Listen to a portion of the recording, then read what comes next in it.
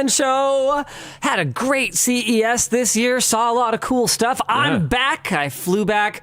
I was supposed to be back at midnight. Instead, I was back at 2:30 in the morning. So I pretty tired, but had a great show. Ready to talk to you guys about all the cool stuff we saw. Also, wow, what is this? Crap, there was a topic that I wanted to do. Oh, yes. OpenAI rejects the New York Times lawsuit that we talked about last week, says that copyrighted material is necessary to LLMs, therefore we had to use it. Yeah, that's going to be our headline topic today. We'll have a little bit of discussion about that. What else we got, Luke? Video games are no longer the biggest entertainment medium in Britain. Really? Womp womp for all of us, really, to be completely honest. So, yep. Also, Valve cracks down on fan projects. Those are what you picked. What else would I pick? I wouldn't have guessed. I was thinking maybe the eBay one's Wacom bizarre. and Wizard Sync. What even is that one? Oh, it's bizarre. Like eBay people like harassed people, like mailed them animals and stuff because it's a whole thing. Well, they settled, like it's a thing. Whoa. Yeah, we'll talk about that. They settled.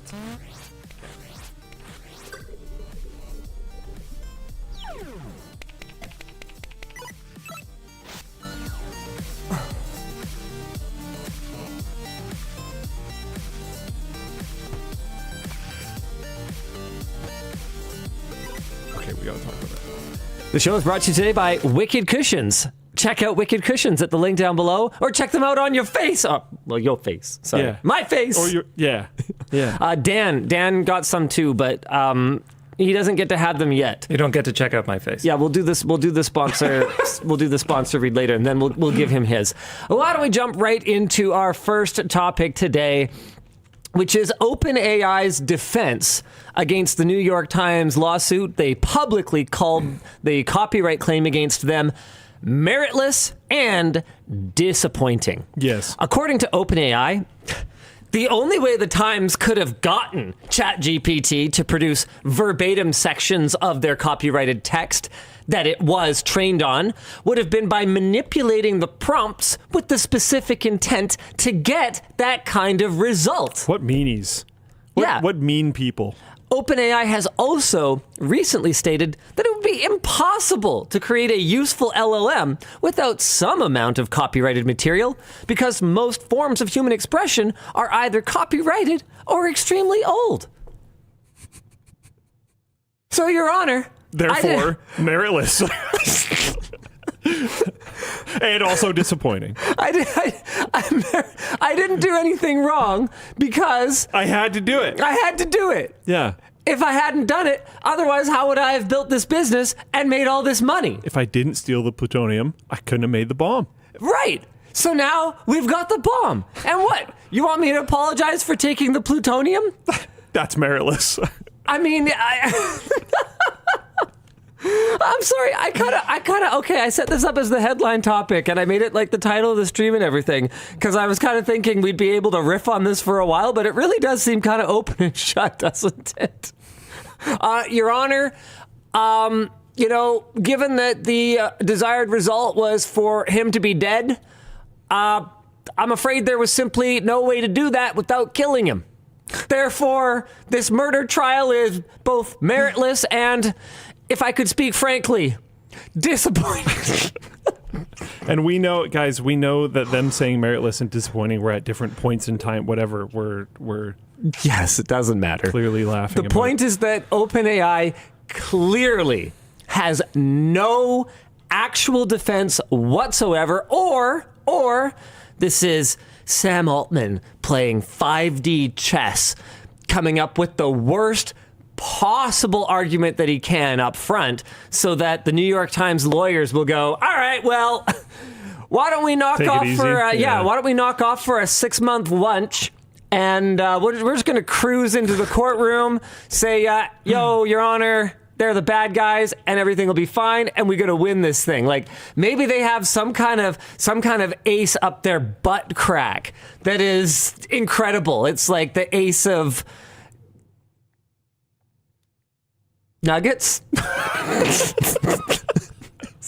I was like, where is he possibly going with this one? Well, there's certainly no diamonds there, I'll tell you that for sure. Oh man. Oh boy. They should probably use ChatGPT to come up with a better defense. Oh no. That would be really interesting. Man, I love that. I'm trying to think of like I know. Okay, I like, you can't possibly charge me with corporate espionage. I mean, if I didn't take the current stuff, everything that's not currently under NDA is old. Like, come on. I'm going to ask ChatGPT what its legal defense is in this situation and see what it says. Okay, I'm very excited for this. It's going to take me a sec. In the meantime, hey guys, it's really good to be back. We're going to be talking about a lot of AI stuff that we saw down at CES. We actually only did a handful of LTTs. We did some of those sponsored ones before the show. We've got a couple of ones that I'm really, really happy with. The one from the Intel booth today, if you haven't watched it, go watch it. It's awesome. Talks a little bit about Thunderbolt 5, a little bit about this cool new feature called Thunderbolt Share. The title for that video is 100% not clickbait. That whole room was under NDA until I went in, checked it out, and I was like, please, can we talk about this? And there was a process, and they pretty much got the business unit head in the room with me a couple days later, and I kind of made my case. I kind of went, look, I have this idea in my head for a piece that I want to do on connectivity, because frankly, what am I supposed to do? Talk about Meteor Lake? So let's talk about moving data around really fast, which is something that Intel is really flippin' good at. What I want to talk about is Thunderbolt 5. I want to talk about Wi-Fi 7, which is anyone else's jaw on the floor over how Wi-Fi 7 snuck up on us? Wi-Fi in general seems to be moving very fast. Wi-Fi 7 came out of, it feels like, absolutely nowhere. My first real, I am very interested in this technology happened when I was on set holding a Wi-Fi 7 access point and a Wi-Fi 7 device, watching them transfer speeds at speeds in excess of 3 gigabit per second. I'm sitting here going, what the heck? Are you freaking kidding me? A Wi-Fi upgrade that actually upholds the promises it makes about next-gen performance? This is incredible.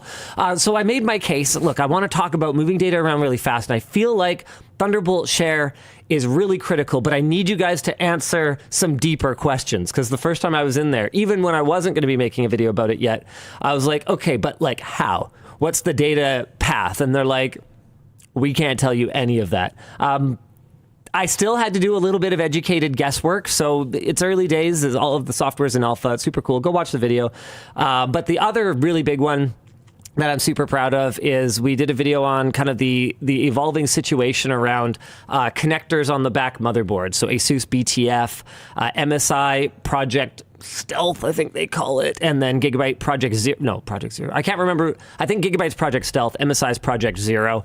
And then there's now an ecosystem that's developing for these products. Corsair has 2 cases that natively support these rear connector motherboards, and we kind of fleshed it out into a full LTT by tearing down the demo PC in Corsair's booth and then rebuilding it as the video.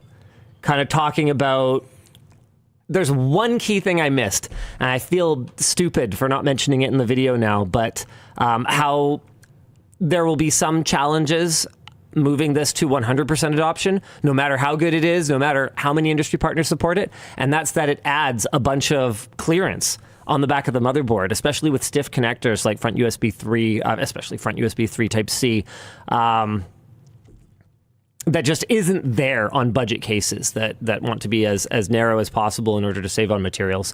So that's something I didn't cover. But other than that, it's pretty thorough. That one's going to be really good. And then the other kind of big production that I did on the floor, like not a short circuit, like a full LTT, was a roundup of, I think we ended up hitting about 10 AI booths.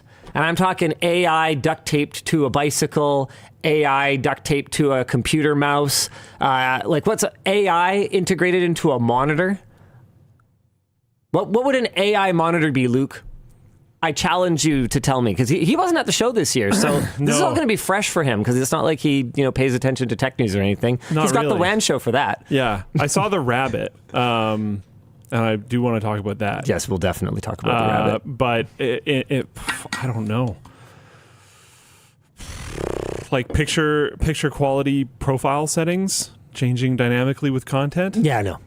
You're not even close. So we'll talk about that in a bit. All right. In the meantime, I've stalled long enough. Luke, what did ChatGPT suggest for OpenAI's defense? It suggested 6 different approaches. Wow. Something that I think is actually quite interesting is that one of them actually somewhat lines up with what happened, which is public interest. Argue that the development of AI has significant public interest benefits like advancing technology, education, and research, which might be considered in the context of fair use. Wow. Okay, what else has it got? Well, it also says fair use doctrine in general, transformative use, minimal use, public interest, no direct copying, and precedent and legal ambiguity. No direct copying says emphasize that the AI model doesn't store or reproduce verbatim copies of the text, but generates new original content based on the patterns learned during training. Okay, so there's some more plausible defenses in there. Yeah. Other than, sorry, Your Honor, we had to do it. Otherwise, how would we have achieved our goal? Yeah, what do you even mean? Yeah, I mean, some of them are basically that with extra steps, but I think they more or less all are. But it is what it is. All right, well, yeah, good luck with that, you guys. What do you want to do next? Let's see here. Okay, it is going good. What other main ones do we have? Do you want to just jump into CES? I'd love to. Yeah, let's just do it. Yeah, let's jump right into CES. Okay, we'll talk about AI things. Let's talk about the Rabbit R1. Yeah. This ended up being a surprise hit. And I've got to say, I am still surprised. Their video has 3.7 million views up in here. What? No, stop. I don't. Not. What do you? Stop. Not right now. Comments turned off. 3-day-old video, 7.4 thousand subscribers, 3.7 million views. 3.7 million views. This launched as it was as a Kickstarter, is that right? Or as some kind of crowdfunded device? I can't remember. No, I don't think it did. I don't think so. No, it didn't. I think it just launched for sale. Basically, it's a $200 palm-sized device co-designed with Teenage Engineering that sold out its first batch of 10,000 units in just 24 hours, and the second batch sold out a day later. And I would forgive you for asking, I'm sorry, what is it exactly? It is part of, this is from our notes, an emerging class of devices that are essentially dedicated hardware for AI assistance. So the first example that we've talked about on the show of this, which is the Humane AI Pin, is $700 and seems to be not especially functional. So that's the one that has the little projector so that you can see a sort of virtual screen on your palm. I mean, we don't know. Yeah. Does anyone have one yet? The Humane Pin? Yeah. Not that I'm aware of. I don't think so, right? Yeah. So there's another one called the Tab that I have to confess I have never heard of, and I wouldn't have clicked on this headline. That is a stupid headline. Sorry, to replace God? Superpower Tamagotchi. Also, what is up with these ads? I can't even see anything. Cool. Anywho, thanks, Fast Company.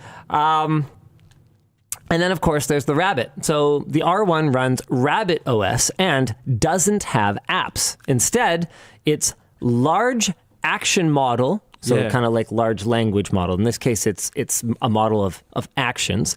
Uses computer applications like a human does.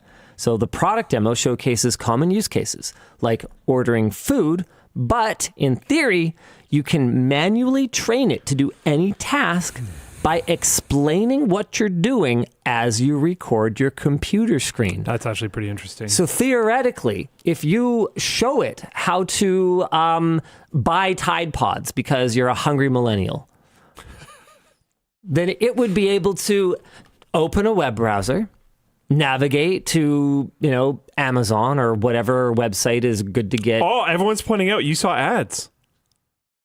I don't know what they were for. That's pretty good. I know And I something think you was in my only way. saw them because you literally could not see the thing you needed to see. If you told me I could have $1 million if I could tell you what those ads were for, I would have to give up the $1 million. I have absolutely no idea. All right, that's pretty good. Okay. I do occasionally see them, but in this case, honestly, I don't know what they were for. You couldn't see the content. Yeah, I have no idea. Yeah. Okay, what are we supposed to be talking about right now? Right. So you could show it how to kind of navigate through the cart, through the checkout process, and place an order for you, which raises some concerns for me. I mean, giving a device sort of that will hopefully do exactly what I want it to do, this kind of access to logged in applications and services to take actions on my behalf definitely gives me a little bit of unease. But assuming that it actually works as well as it should, I mean, it's basically auto hotkey, but with AI, if you kind of think about it, which raises a question like, oh, why not just make this an app? Founder Jesse Liu explains that A, because you get more clout this way. It's true. And B, he's not wrong. Because opening a phone app to make it do things on other apps that you have installed seems kind of awkward. Riley says, look, hey, Riley added something to the doc. Riley does help with the doc. I just mean he's got a little commentary thing here.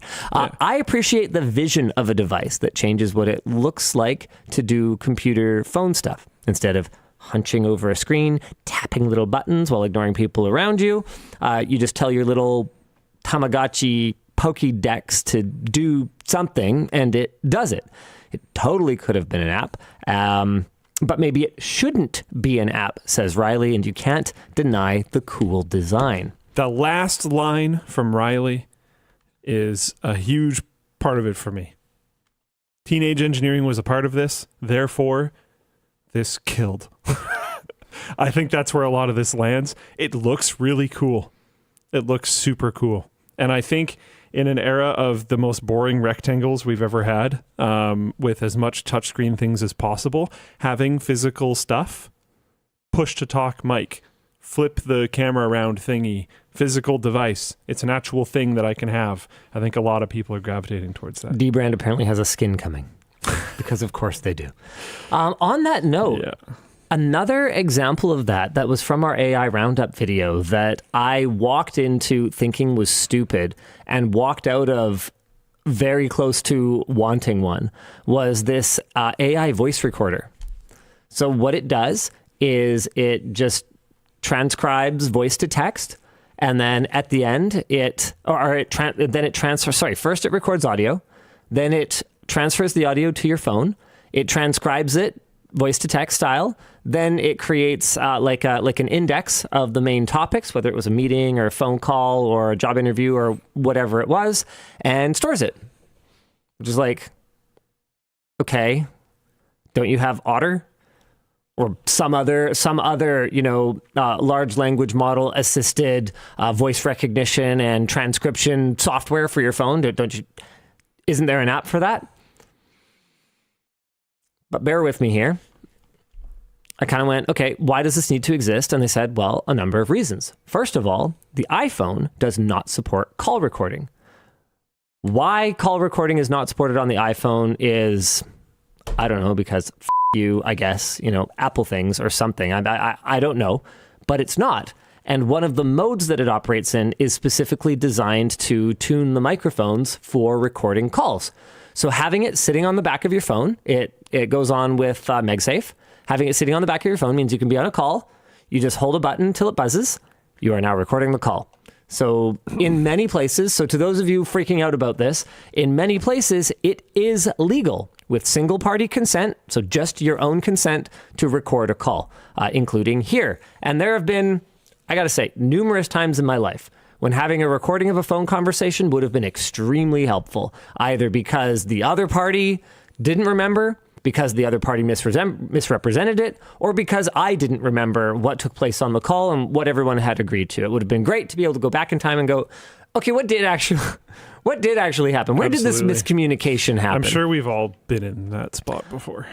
You hold it for longer, it buzzes twice, and the call recording ends. It'll do, I think it was 30 hours is rated. So who knows, but it's rated for 30 hours of continuous recording. And it's like this thin. It's like, it's crazy thin. It just kind of sits on the back of your phone and you can put it in like a little wallet Does it like sleeve. share power with the phone or something? No. It just has a little tiny battery in it, and it uses pogo pins to charge, but just with a standard USB connector. And then there was, and I kind of came away from it going, so now I have the ability to not drain my phone's battery with an additional app. I don't have to fumble with an app on my phone. I can record calls on a phone that doesn't out of the box support call recording.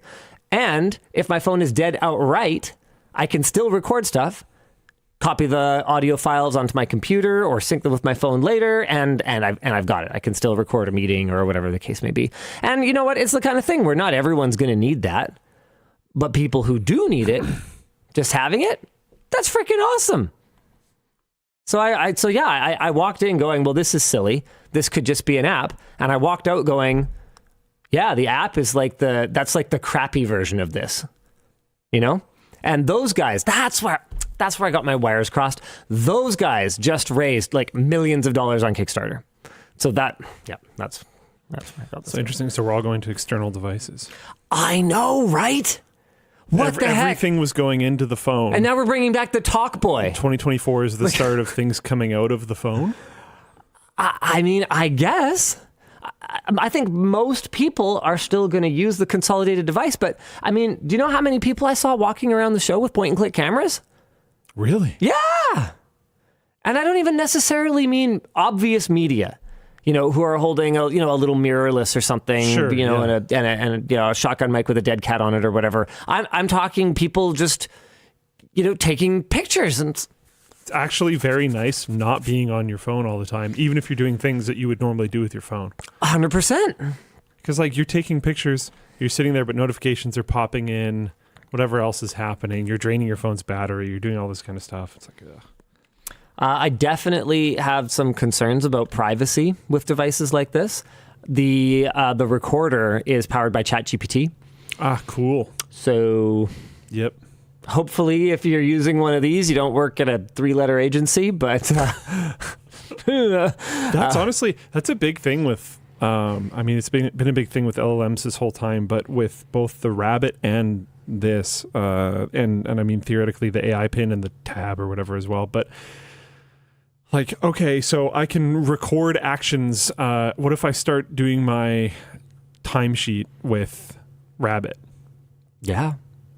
That's some external device accessing company documentation and inputting something that's like a legal process to a certain degree. That affects compensation. Yeah. That is like directly... It's actually a huge deal. Money. Yeah. Because you would totally do that. Look on his face. 100%. He's not even going to pretend to deny it. But on the security side, it's like actually too big of a deal. I would love to do that. Yeah. But like, no. It's like there's a lot of different Chrome extensions that can help you with like email, that can help you with all this other kind of stuff. And then you look through what you have to share with the Chrome extension. It's like, It's a little scary. Maybe I better just learn to type faster. Maybe no. Yeah, exactly. Yeah. I think a big one that we should talk about is the bike with ChatGPT. Did you see that headline as well? No. What? That was the product that inspired the sort of roundup of silly AI integrated products at CES. And believe it or not, when I walked out of the booth, I wanted one. Not because I would actually use it. I'm not actually going to buy one. Man, you getting sold on things at CES that aren't monitors or computers is actually weird. I got sold on this thing hard. It's a bike. It's an e-bike. Okay. With 200 kilometer range. Whoa. Yeah. So this thing, you could like commute from the burbs on it. Yeah. Like incredible range. Huh. Okay. And it's not just a bike with ChatGPT bolted to it. It's a bike with an API that can interface with other products that have APIs. And it's not some like vaporware nonsense thing. This is their second generation, and the product fundamentally already exists and is already being used in useful ways. So actually, speaking of ways, one of the integrations that they have is with, I forget what it's called, but this mapping software that's really popular in Europe for cyclists. Okay. Because apparently Google Maps for cycling is just trash in Europe, and there's this other one that everyone uses or something like that. And so Buddy at the booth basically goes, yeah, so right now we support ChatGPT 3.5, I think is what they're on right now. So you basically just you hold this button, and you say, I'm in city... Is this it? No. Oh. Wait, yes? That looks a lot like the display. Yeah, that's it. Yeah. Okay. But no, the models were different. That's why I got confused. Because the models are not Cord. They're something else. Okay. I'll keep trying yeah, so they're new products. But yeah, that's the company though. And so basically the demo is, okay, ChatGPT, I'm looking for somewhere to eat, plot a course to here. And through the API access to ChatGPT, it can handle the language interpretation and voice to text. And then through the API integration with this mapping app, it can set a course. And through API integration with Apple Health, it can monitor your heart rate off of your Apple Watch and dynamically adjust the motors to help maintain your flipping heart rate as you're going up and down random terrain. So you could stay zone 2 the whole time? And I'm sitting That's there, actually sick. I'm looking at this thing going, so this is basically, it has all the, right? It has all the control of a stupid stationary Peloton stupid thing in your living room, but all the actually being outside and of a bicycle. If you're commuting somewhere, going to get groceries or whatever else, you're actually doing something. And all the range of a freaking moped. This is something I've been interested in with all of these devices. But someone in Philippine chat, Dofo, just said, imagine how it'll hallucinate. Sorry, I can't do that, Dave. His heart rate is really low. Make it work. So yeah, what's cool about it is just that it has an onboard. Essentially, it's a smart bike. 2 years ago, it would have been called Smart Bike. Yeah. And 3 or 4 years ago, it would have been called 5G Bike of the Future. I do wonder, and 7 years ago, 8 years ago, it would have been called IoT Bike. Yeah. So to an extent, it's just a new name for fundamentally the same idea, which is global connectivity, right, between all of our devices and the services that we use. But the AI, the ChatGPT element of it, is kind of what ties it together. Because realistically, biking is not exactly a hands-free use case. Yeah. So being able to use my voice, kind of important. So that's what I was going to kind of ask. Is I've been wondering how a lot of these devices are going to beat the hallucinations. And I'm kind of wondering if this one might be beating it by actually limiting how much the ChatGPT side of this is actually even doing. Because if it's changing how much the motor is helping you based on your heart rate, ChatGPT doesn't even need to be involved with that at all. It wouldn't be. At no point. That's a completely separate the Waze API integration thing. Probably all it's doing is using its voice input, if anything. A lot of the different things. It's not Waze. It's some other one. Whatever it is, yeah. Whatever mapping integration they have, it's very likely it's not even using ChatGPT to do anything with that. So what is it actually using ChatGPT for? For voice to text, That's essentially. it? Yeah. Okay. Yeah. As far as I can tell, you can also just ask it questions and interact with it if you want to. Right. Right. You can cycle so you could through use different standard. Yeah. Yep. And I mean, people are raising all kinds of great questions. Okay, right, Linus, but what happens when they brick this thing? Then you have an e-bike with 200-kilometer range. Hopefully. I mean, yeah. Or hopefully they open it up or something. And Linus, would you really want, some network to have your freaking heart rate and where you are and all the food you ate? And no. But a lot of people won't care. Yeah. And for them, cool bike, bro. You're already giving a lot of that information in a lot of these situations. Which doesn't make it right, doesn't make it good, but... Yeah, but it makes it. It's kind of is what it is. Got another question here from someone in Floatplane chat. Anura, speaking of things Linus was sold on getting that doesn't include a monitor. That does. Okay, no, I'm not sure where you're going with that. I thought you were asking about the monitor. So we uploaded the short circuit of the product that I was talking about that gave me a bigger gaming advantage than anything I've probably touched in the last 10 or 15 years. And what's that? It's the 360 hertz OLED gaming monitor. Now look, What game are you playing? Halo Infinite.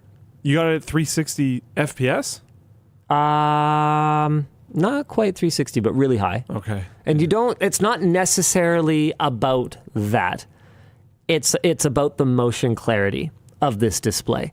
I have talked in the past about the limited rate of return as you go from or the reduced return going from 60 to 120, then from 120 to 240, then from 240 to 360 or even 480 hertz, right? Like the difference between all of those, it becomes less and less and less and less. But the low persistence, the image clarity, the motion clarity of this display is incredible. Like, dude, I couldn't miss. And this is over 2 different sessions with the monitor. Because first I recorded So you weren't just like on one day. I recorded the video that was sponsored by Samsung Display on the panel tech. We uploaded that to LTT during the show, actually did really well. And it was your perfect sponsored video because Samsung basically went, we have money to market this. We think it's really, really great. So here's our bag of marketing money. We'd like you to thank these Nobel Prize winners for the amazing research and development that they've done to make this technology possible. Please discuss, some of the advancements that we made in our pico freaking inkjetting process for increasing the pixel density, and otherwise, see you later. So we pretty much just made the video we would have made anyway. Yeah. And included some shoutouts that are cool anyways. And included some shoutouts that were cool anyway. And I got an opportunity to check these things out before I would have gotten a chance to, which I love anyway. So it was an ultimate kind of win-win-win. And part of that shoot was over 2 different sessions. So first, while we were doing the shoot, and then after the shoot, I actually got on a little bit as well with no audio. I was sitting there putting together 5 kill streaks. Then things got really interesting because I was just on the LTT benchmark account that time, which is not ranked at all. Right. Yeah, so, and I'm not saying that my personal account is super ranked up or anything either, but it is ranked like I am. It was pretty good at one point. Yeah, it's been a long time though. Yeah. But it's a lot. It'll matchmake me with different people than the LTT benchmark account. Yeah. So during the short circuit, I was signed into my account because we had some issues with our Microsoft credentials for LTT benchmark, or actually it was for, whose was it? I think it was Plouffe's. It was Plouffe's account because he was the one who was working on the other monitor the previous day or something like that. So I was signed into my own account, and same thing, both on camera and off camera. Dude, I couldn't be stopped. And the thing is, you're probably watching that going, man, I've seen compilations that are so much better than this, right? But that's the thing. I'm not that good. You guys have seen me play video games many times over many years. And it's not about just the hertz, because you can make a very strong argument for there being a certain number of hertz past which there could not possibly be any perceivable difference to a gamer, because our reaction times are measured in milliseconds. So if the difference between... And mine are getting slower.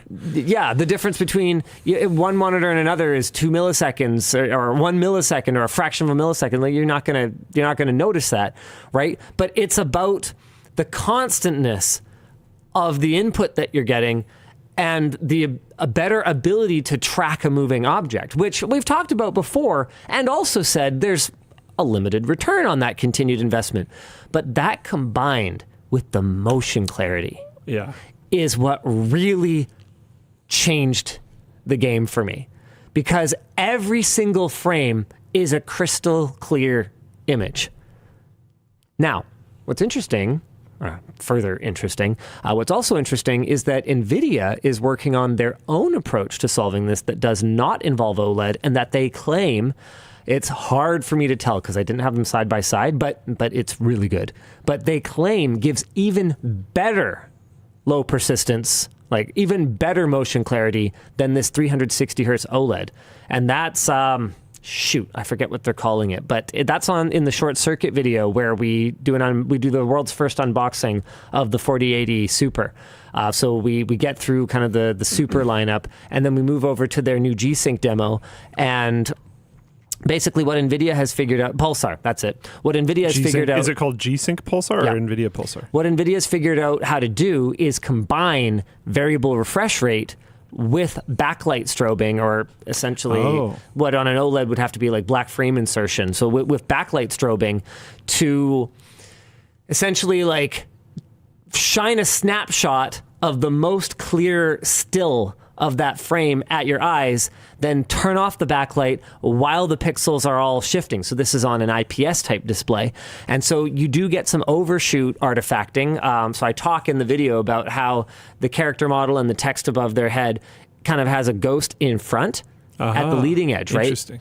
Because you're seeing the beginning of that transition. Oh, that's really... I wonder if subconsciously if you're going to detect what way things are moving that way. But that's not new. That's not new. What's new is just that the image, the main image, is super clear, and that you can do it with VRR now, which they couldn't before because, I mean, man, like think about that. Backlight strobing with variable refresh rate means that you have to drive the pixel change differently according to the different colors it's shifting between, because all the transitions are different speeds. Then you have to drive them at different voltages depending on for how long that frame will be displayed, because it could be different from one frame to the next. Like, what? But it looks like they've cracked it. I do think personally, just having seen some of those motion artifacts, that I would prefer the OLED approach, even if the motion clarity isn't quite as good. But Nvidia seems to think that for competitive gaming, their solution is going to be the better one. But yeah, it all remains to be seen. It'll be locked in G-SYNC. So you'll have to have... Yeah, you'll have to be on Nvidia. Yeah. I mean... Yeah, that's the goal. Yeah, that's what Nvidia is all about. Make sure you get in that ecosystem. So I was blown away, man. Samsung Display is crushing it right now, and that Alienware 360 hertz. Whatever Plouffe says about the bigger 240 hertz one, you guys got to do some blind tests. Well, we can't because they're different sizes. So his is 4K. And 32 inches, 31 and a half inches or something like that. The one that he likes better, and 240 hertz. And the one I like better is the 1440p 360 hertz 27 inch. And there could be a number of reasons that I was finding that one better. It's obviously going to run at higher frame rates. So I'm going to have less latency from that in addition to the monitor refreshing more frequently. Plouffe's a better gamer than me. Like, it's not close. He's a significantly better gamer than me, so maybe it's one of those things where I need every edge that I can get. I also found that having not gamed on a small monitor, not really tried, it just started happening so well. I was like, I got kind of into it. And I haven't really done that in a long time. Like, my monitor at home's 38, 42 inches or something like that. So I haven't used a small monitor in a while, and there's a reason that competitive gamers use them. You can see everything. Yeah, I like, first of all, I actually like 1440p as a resolution for a desktop monitor. I genuinely don't think I even want beyond that. Like, I've seen the comparison. I don't think I care. I care more about like panel quality, stuff like that. In a TV, sure, yeah, whatever, but I'm talking monitor. And beyond 27 inches, I find starts to become like just unreasonable for gaming. There's other people in the chat that are, C again in Full Plane Chat says, 27 inch for me is the sweet spot. Yeah, I agree. I know Plouffe plays a lot of more scenic games as well, though. Yeah. And when you Can be nice for that. if you're not talking competitive, if you're talking immersion, forget about it. And if you're 27 inches is like looking out through a submarine porthole, Yeah. at the world compared to, like a giant ultra wide or something like that. And if you're trying to lounge and like get immersed, sure, 100%. But I don't know. I think that's one of the reasons why I like 27 inches is because it's kind of on the maximum threshold, I would say, of the competitive side. So you get a little bit of both, I find. Of course, the topic we're supposed to be talking about right now is AI things at the show. So why don't we talk about the AI monitor? What the heck? I would like you, without looking at chat, What's the point? Sure. I would like you to try to get it. I genuinely have no idea. It has some kind of neural processor in the monitor itself. Okay. I will give you a hint. It is nothing to do with image quality. Yeah, that was the only... I tried to dive on that. Yeah. Nothing to do with image quality. Nothing to do with image Could you, quality. like, change inputs by speaking to it? That's a cool idea. No, not even a little. Okay. No, nothing to Does do it with have that. anything to do with controlling the monitor itself? No. Would you like another hint? Yeah. Okay, it's from MSI. Well, it's a hint. What does MSI do? Okay, it's from MSI's gaming division. Can you control like afterburner profiles or like launch games? No. Can you change RGB profiles? There's an RGB element. Okay, is it like whatever MSI software thing on your desktop and you can interface with it that way? No. I'm really running out of ideas. He's so frustrated. This is great. Okay, why don't I tell you before you look at anything? Yeah. Why don't I tell you the RGB element and then I'll see if you can guess the rest. Okay, sure.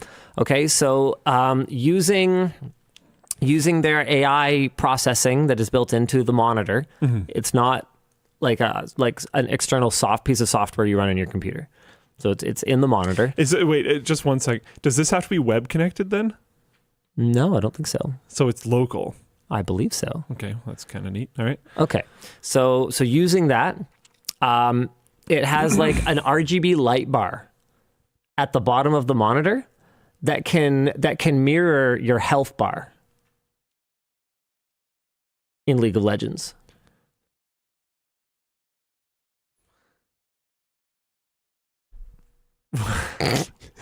This poor brain is just completely broken. There's just so many things that it's so unnecessary for it to be done this way. This isn't the only product that I feel like that about, to be very clear. Do you just control what information the light bar is doing through the thing? So here's what it does. Okay. It monitors elements on screen. Yeah. And because there's to my knowledge, okay, there's no API ability to do that. So it monitors a certain thing and so it's, you tell it, hey, look here.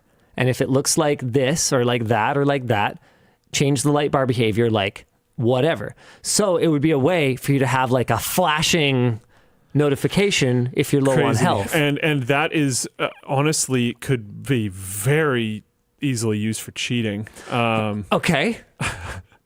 We're getting there. All right. Okay. Would you like to know what it does? What? Oh, I thought we just figured that out. No, that's what a light bar does for now. Okay. Would you like to know what the monitor does? What does the monitor do? So the demo they had running, see the smile on his face right now? Oh, God. It's about to be gone. Yeah, I'm sure. The demo they had running was monitoring the mini-map area, and anytime an opposing hero approached your viewport, it would pop up a circle with an arrow indicating on the screen where they were on the screen, completely independent of any software running on your PC. So as far as I can tell, completely impossible to detect. Because it's drawn on top of the image coming from... Yes. Yeah. Wow. I wonder if anti-cheats are going to have to use like hardware detection Anti-cheats and just ban those screens. They don't do much anyways, but you can spoof the EDID of a monitor very easily. yeah. Yeah, there's no way that'll help. We are going to have flipping a camera. You're going to have a dedicated camera. It doesn't always solve the problem. Like plugged into your computer, pointed at your freaking screen and your hands. Doesn't always solve the problem. Well, if it's pointed at your hands and your screen, there's still ways. It's going to be better. Yes. You will be able to. So they're going to have their own AI that checks for any motion or any key press that doesn't correspond to what's happening. There are cheating softwares out there that are designed for when your chat asks you to point a camera at the screen. It has a mode for that. Yeah, but what about the hands too? Yeah, well, they won't be aim hacking at that point in time. I don't actually think aim hacking is super popular these days because it's easier to detect than a lot of other phones. I think a webcam pointed at your hands and the screen. It's gonna stop. No, I mean continuously. Oh yeah. I don't mean sometimes. I mean like the anti-cheat software is continuously it's fed this video feed, continuously monitoring the video feed. Wow. Yeah. Like that's Sheesh. That's the only solution at this point. It's an actual cheating monitor. That's amazing. Multiplayer games right now are just completely plagued with cheaters. Tarkov, because I like talking about Tarkov when it comes to cheaters, because there sure do be a lot of them, and it's a really brutal game to have them in. They just did a ban wave of 11,000 players, and people were responding to the tweet of this ban wave with screenshots of like extremely obvious cheating still going on. And like there's one where it's like the flea market in the game, which is like effectively like an auction house or a trading post or whatever you want to call it. Or a flea market. Yeah, interesting. We definitely needed some alternate names for that. Well, no, like I'm saying it works the same way. No, I know. It's just a continuation of that thing you did last week where you were like, what's a word for whatever? I don't know. Maybe that word you just said. I can't remember what it was. Me neither. Oh, man. Classic Luke. Yeah. Yeah, you can see people's profiles on there. So you can see someone like, oh, this person's like level 12 and they've sold like billions of rubles worth of stuff. On, like, yeah, probably not. I don't know. It's a thing. Precedence, yeah, that was it. Anyways. So yeah, I thought you'd be pretty ticked off. Yeah, that's about sick. That. Yeah, cheating monitors, especially because that cheating I would wager that cheating has probably been the worst in the first-person shooter space. Shooters in general, probably. I don't know. I mean, I think it's pretty bad everywhere, isn't it? Yeah, there's map hacking. Yeah, in like top-down games, like StarCraft 1, like map hacks. Like if you could just see, you could remove fog of war, everything. That's like an insane advantage. Yeah. But I don't think those have been as popular. I know. One of the ways, this actually seemed really smart to me. I think this was League of Legends. I don't remember who it was. One of the ways that they helped push against map hacking is the server. Oh, I might say this wrong. If you're interested in this, look it up because I'm probably going to say some part of how this works wrong, but I'm going to try. The edge of your fog of war, if another player isn't within a certain distance of it, the server will not tell you where they are. So you actually can't map hack the whole way. Interesting. But if they are so within... you could map hack a little bit. Yes. And then have a monitor that can check from your mini-map. Then you could get an extra... Another big one for this, for me, in my opinion. Rocket League, cheating in Rocket League. Yeah, there are ways to cheat in Rocket League, but I think it's a little bit more blatant. What was I going to say? Yeah, something that's crazy about this is the monitor notification could probably linger. So if someone just like barely comes on screen for a second and you're playing, so you're not staring at the minimap 100% of the time, you might not have seen it. The monitor notifications can be bigger and could probably persist for more than that, like 1 second. So yeah, I don't know. That's rough. So cheating has been around since the beginning, but I strongly believe it's worse now than it ever has been. My reasoning for that is the barrier of entry is 0 right now. The barrier of entry right now is a credit card. That's it. You don't need to know anything. Back in the day, you kind of needed to know what you were doing. You had to work to find them. Now there's like ads on YouTube Like it's crazy now. It's blasted in front of your face constantly. There's no barrier of entry at all. You just have to pay for it. It's never been easier to just get another copy of the game either. A lot of games are free to play. You would have to go to the store. Yeah, that's another barrier, right? Like there's another layer on top of it. And yeah, I think it's just very rampant right now. So the solution is in-person gaming events. Yeah. Or beauty contests. Yeah. Bring LANs back. Speaking of LANs, I told Chase today it's going to be another probably 4 or 5 months before the badminton center is built. So I was thinking we should do another LAN at my place, maybe like a bit lower key. Hopefully I don't get sick for 2 months this time. Yeah, maybe just the basement this time. Nice. But okay. I talked to Hisense. Okay, this is not an AI topic. Good Lord. We could talk about CES probably for the entire show. Never do any merge messages. Never do any other topics. Sick. I talked to Hisense about getting hands-on with their 110-inch, and they're apparently going to work on it. This thing is wild. Double the peak brightness of the TCL, which you saw. Whoa! Double. 10,000 nits peak brightness. Double the local dimming zones of the TCL you saw. 40,000 dimming zones, which, I mean... It already wasn't really a problem. I didn't see the classic black desktop background, white mouse cursor scenario, but in watching a variety of different movies, it didn't seem like a problem. And what else is there that's... I mean, 90... Porto and Floatplane chat, bro wants a flashbang. Yeah. More like a flash the whole time. Yeah. Dan's messaging me. Speaking of things that we could do the whole time without talking about merch messages, let's do some merch messages. Oh, is that what he's doing? No, that's not what he messaged me about. Dan, I don't know what it is. Do you have the new I don't know. It should redirect. It should redirect. It should be fine. Yeah. Nope. I just don't know what it is. I can send it to you. No, I was just using Google login before.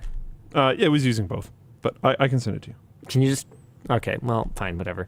The point is, merch messages are the way to interact with the show. Don't send a super chat or a Twitch bit. Send a merch message. All you got to do is go on lttstore.com, and in the cart, there'll be a little box whenever we're live where you can leave a merch message. You can send a little pop-up for, your friends or your mom who's watching, be like, "Hi, Mom." Or you can have producer Dan read your merch message and either forward it to someone at the company who can help find an answer for you, respond to it himself, or curate it for me and Luke to address later in the show. So Dan's going to show you guys how it works by firing over a couple of merch messages to us.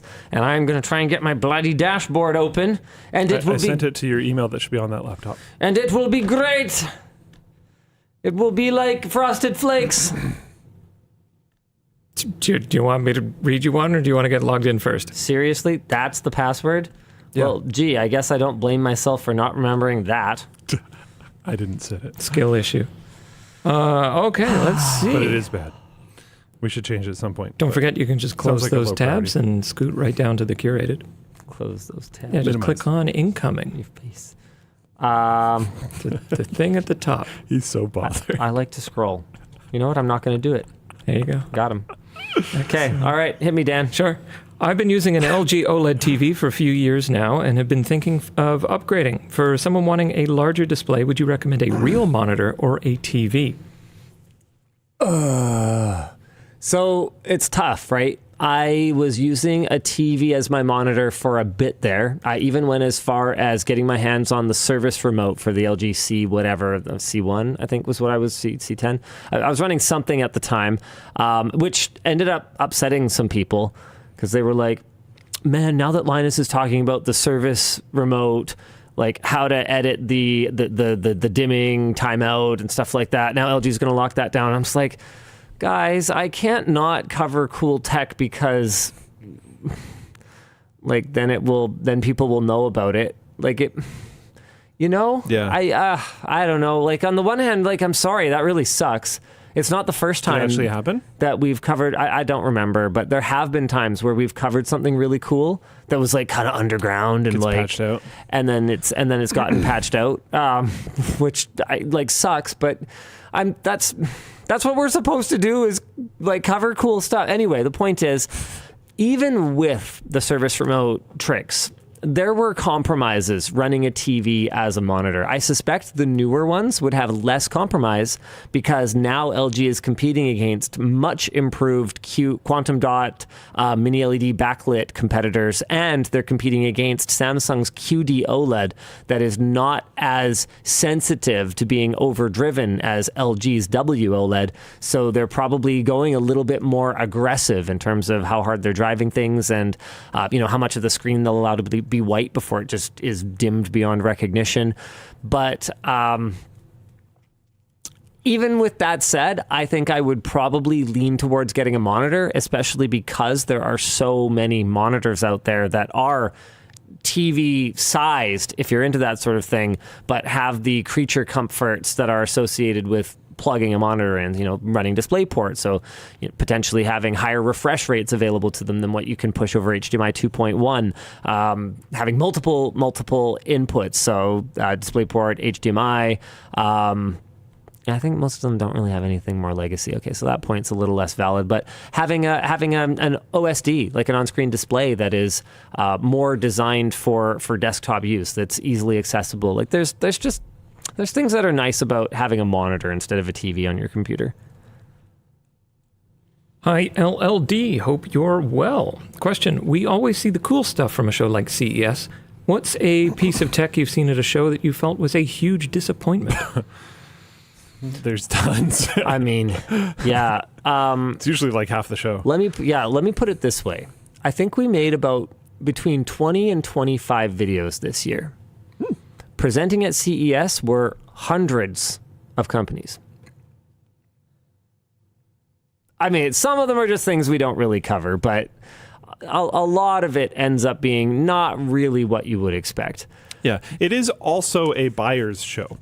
So you'll get stuff like back when I frequented CES, which I actively dislike Las Vegas, so I'm happy I don't anymore. But back when I frequented CES, half the show would be phone cases, which you'd think why do all these tech reviewers and news people want to cover phone cases? Well, they don't, but there is buyers there. Yeah, it's a networking show. Yeah. So it's a show for multiple types of people. Speaking of disappointments at the show, let's talk about something that didn't disappoint me at the show.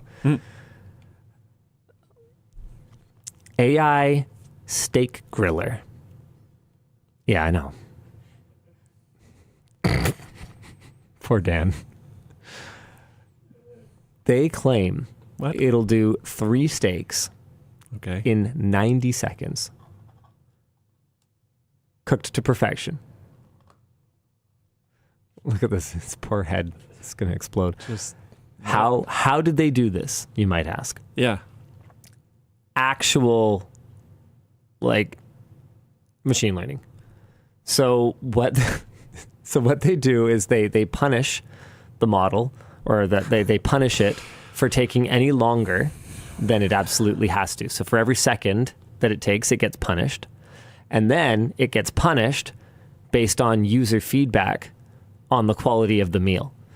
And so they've gotten it far enough that it should be pretty darn decent. But then what's really cool is that they use machine learning to tune it to your preferences. So it knows how thick the meat is. It knows what kind of cut it is. You enter that, and then you basically go, I want it done medium rare, and it'll cook it medium rare. And then you will fill in feedback and go, that was basically blue. That was disgusting. And it'll go, oh, okay, so you actually like your steak done well. Let me deal with that for you. And it'll cook it well the next time, according to your preferences. Yeah. They talked about, this part isn't done yet, but they talked about having the ability to have the device know where it is and go, okay, yeah, I'm in Texas. So medium is blue, versus I'm in... Whoa. So to account for kind of regional differences and Cultural preferences. regional preferences. Steak, chicken, it'll do some veggies, it'll do burgers. They have a pizza adapter for it. So it's like sous vide version 2. There is no water involved. I mean, But it's supposed to be like easy, in regards quick. to smart kitchen gadgets. And the heating elements move. They're on motors and reach temperatures of up to 1,600 degrees Fahrenheit. Wait, so this is like a box. They cook vertically. So you put them in this like clamshell thing, slide it in vertically, Like a server blade. and then it cooks the steak, then sears it. You can tell how much sear you want. Then like pulls off, lets the juices kind of do their thing. There's a drip tray. And the whole thing, you just pull off the tray things. They're magnetic, so you huck them in the dishwasher. Theoretically, you could cook a steak dinner. How thin were these steaks that they cooked in? About like that. They didn't actually cook anything at the show. So I want a review unit before I'm going to accept everything they said as gospel truth. But I also do understand how machine learning could be useful for this application. Oh, for sure. If I tell it like, hey, that's not how I like my steak cooked, and it goes, oh, okay, right. So we had it nailed down for kind of the thin cuts, but these thicker cuts, it seems like we're going to have to kind of fine tune this or that. Man, it's kind of cool. And I would not think it would be possible to cook steak that fast. Like, just how do you heat up the inside of it that fast? I don't know. Did they say you can cook it to any degree of wellness within that amount of time? That I don't know. Probably not. I didn't ask that. Yeah, because you can sear the outside of a steak that fast. Sure. He is so not convinced. It does chicken, though. I am highly sus. Now we've got his I'll attention. say that much. They say it does chicken. I'm just highly sus. But it does chicken. I'm just highly sus. I'm highly sus too.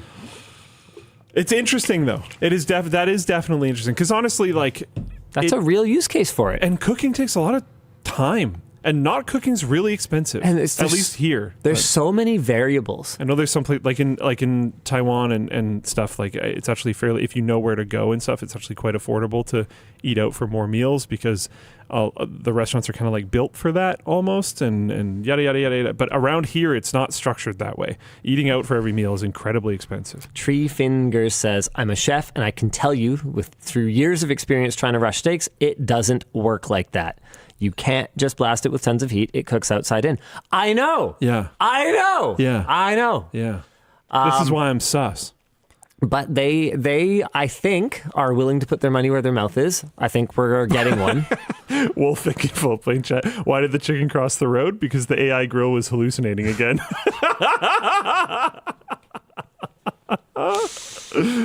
Oh, man. Oh, no. Yeah, it's like 1 in every 100 things you put into the AI oven just comes out completely black.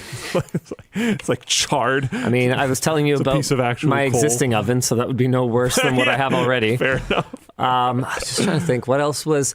There was one that was a major disappointment. There's an AI mattress that I kept asking, okay, what makes it AI? And it's like, well, we have an algorithm. And I was like, right, but what makes it AI? And they're like, our algorithm. Right, but your algorithm, what's AI about it? It takes inputs and then makes adjustments. I'm like, that's not AI. That's actually not what that means. We're supposed to do a couple more topics now, I guess, according to Dan. We are doing topics. We're talking about CES. No, this is still the first topic of the show, Luke. It's one major topic with many micro second one. topics. It's the second one. Yeah. Micro rapids. Sorry, what? They are micro rapid topics. Okay, all right. Why did you pick a next main topic? Notable non-AI demos. Really? Okay. I'm interested. I think CES is interesting. It was a big TV show this year. Yeah. And for a long time, I was really bored by what was going on with TVs. Yeah. They were making them thinner. And it's like, I feel like you haven't cared about TVs since the one that you just got, basically. oh my God, who cares? Yeah, I don't care at So all. what, it's thinner. It sits on a thing It's by like the more wall. annoying to carry around because it feels more fragile. Like it's ridiculous. And like especially what LG was doing with their OLEDs for a long time, where they'd be like this thin at the top and then have a giant caboose. Just a It's big like, who do butt. they think they are? My wife? She doesn't have a giant caboose. I just mean it's all relative. Oh my goodness. The point is the point is the whole thinness war never made any sense to me. What were we trying to achieve with any of that? I liked it at the beginning. Sure, Because I mean TVs were like big chunks. Sure, I mean going from here to here was a lot more meaningful than going from here to here, paper, and especially from here to here, right? Like that TV that I've got in my theater room right now, the TCL. It's like this thick, and who cares? Do you notice that when you're watching content on it? No, of course not, because that's ridiculous. And then there was the bezel war, that was kind of before that, kind of at the same time as that. To a degree, having thinner bezels, I would say, is a benefit. But I also think that there's a certain point you reach where it probably doesn't matter that much. And I think for a showpiece, if you want to have like a bezel-less TV or something like that, for an art display or something, sure, yeah, absolutely. But in your general, $3.99 at Best Buy, most people aren't going to care. $7.99, $12.99. I don't think you need that at a certain point. And then there was the resolution war. 1080p, yeah, not the be-all and end-all, but it's fine for most things. And 4K is, to the vast majority of people out there, very good, indiscernible from retina resolution. And so, for years at CES, we were looking at world's first, however many pixels per inch, world's first 8K display, world's first. Man, I'm trying to remember. We definitely saw ones that were higher resolution than 8K, and we're kind of asking ourselves, okay, forget about the content. Let's assume upscaling gets perfect, and we can watch any kind of content on this. Unless I get this, and it was impressive. It's not like I wasn't like, wow, this is really cool. Like, upscaling's not perfect, by the way. It was cool, but unless you were getting this close, or you were trying to read a newspaper on your TV, there wasn't a clear use case for it, right? And I don't feel the same way about the brightness war, because once you've experienced good HDR. I'm going to put this out here before you go into the topic, because I do think it's actually fairly important. I've experienced HDR a few times. I notably didn't really like a lot of the examples that I saw, because the certain bright parts of the screen would be so bright that they were annoying to look at. I did not experience that with the really, really, really bright SDR at your place. Really? Did we watch any HDR stuff? And did you feel that way about the HDR? Because I thought I threw on Mario movie. I think we movie. did, and it was also fine. Okay. So there have been implementations of this that I have not actually liked at all, but more recently, trying that TV, it was very good. So well done HDR. Yeah. It's freaking awesome, because that's what the world is like. And it's not about having a super bright image. That's not right. If that's what you've seen before, then it's not being handled right by your device, or it's not been mastered properly. Yeah. But we are nowhere near, even now, even with the 10,000 nit TV that I was talking about from Hisense, we are even now not at the point where it is similar to, standing in the outside. Sunset. Yeah. So I was talking to Andrew, one of our camera guys, about this when we were in the bus line for the shuttle after looking at the Hisense TV, and I went, okay, dude, actually, here, look with me.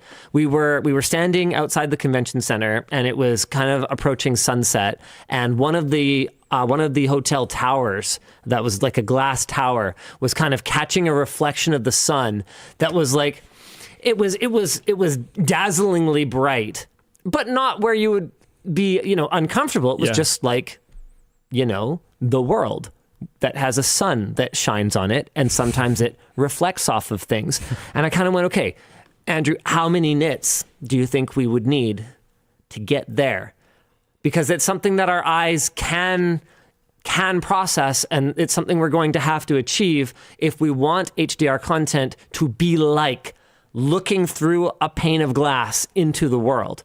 And he was like, hard to say, but a lot more than 10,000, which is one of the reasons why, and I agree, it was bright, but it was natural, and we're not quite there yet. Yeah. And that's one of the reasons that I am into the brightness war, bring on 15,000 nits, bring on 20,000 nits, not because every element on the screen that is, white should be blasted at 20,000 nits into your face, but because key on-screen elements where you're trying to capture, the glinting of the sun off the top of the waves, or a reflection in on a polished knight's armor or something like that. Sure. In order to accurately reflect that, pun intended, you need incredible brightness. And I think that what we're going to see is we're going to need ambient light sensors on TVs that are really good. Like, we've had ambient light sensing on TVs for ages. The problem is that in the past, in a lot of cases, and I haven't f***ed with them in a long time, because before they would always just trash the image quality. Yeah. I'd hate it. They're pretty good on phones these days, though, so maybe they've improved a lot on TVs, but we're going to need that because you're going to be sitting in a dark room and it's going to hit you with 20,000 nits. Your eyes won't be adjusted for it, and that's going to be a problem.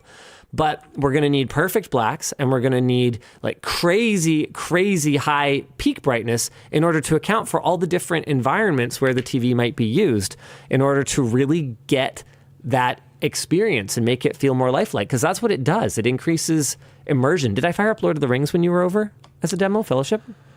Yes. Yeah. I was trying to think back. Did we look at any of the like outside boat scenes? Okay, yeah. Like, specifically the one where they go by the statues doing that. Compared to any other display that I've watched that on, it was so much more natural. And now you're telling me, okay, I can have another 5,000 nits to really make the sun feel like sun. Yeah. Not white. Bring it on. I'm here for it. Yeah, absolutely. I'm excited. Yeah. Okay, what am I supposed to be talking about right now? Oh, yeah, right. Things that were not AI. Yeah. So Samsung's MicroLED, the wall is better than before. They weren't really giving any specs, which was extremely confusing. Not only did they not have any displays up, but no one at the booth knew anything. They knew sizes. That's it. That's basically it. I was like, one color thing gamut. One thing you forgot to mention about that grill, the AI-powered grill, is that it's $3,500. Oh, yeah, it's not cheap. Yeah. I could see it being like, if I was to consider buying one, it would be for like Smash Jams, like for the badminton center. Yeah. So it'd be like, we're going to have a little more like a canteen than a cantina, like a cafe, like a little, like you'll be able to get like muffins or like whatever, a little, like, kind of things from Costco, probably. Yeah. Or maybe a steak. Right? Like if we could make a steak in 90 seconds or whatever, might be okay. And then grill some veggies in another, if it can do a steak in 90 seconds, I'm sure it can do veggies in like if you could, 40 seconds. I mean, if you had a rice cooker there, a steak that can cook in 90 seconds, and some veggies. Yeah. Then like I see no reason why a small commercial, not really a kitchen, but like canteen. Because I mean, if you were going to buy an oven for this canteen to cook steaks in anyways, you're going to be spending a pretty substantial amount of money. Yeah. A lot of like, what would you call it? My brain wants to say enterprise, but I don't think that's what I'm going for. Commercial. Like, yeah, there you go. Commercial grade like kitchen hardware is really expensive. And okay, apparently it's 3 minutes for a ribeye, which people are saying is still stupid fast. Yeah. I have no idea if it even is commercial grade, to be clear. Maybe it's not rated at that for that kind of like duty cycle. Like, yeah. Maybe this is a personal appliance for just bougie like executives or whatever. I don't know. Yeah. But I definitely want to check it out. I want to know if there's any validity to what they're claiming. Super interesting. Yeah. Yeah. Trying to think of like what else we saw that was really stand out. I mean, PC industry wise, there wasn't much. Like, AMD launched new AM4 processors, which I think is pretty cool. I got a little bit of inside baseball into sort of where these are coming from, which I don't think was off the record, but felt like too much detail for the video. So the 5800 X3D, they've been producing for a couple of years now, right? And in that time, they've had a lot of dies that die.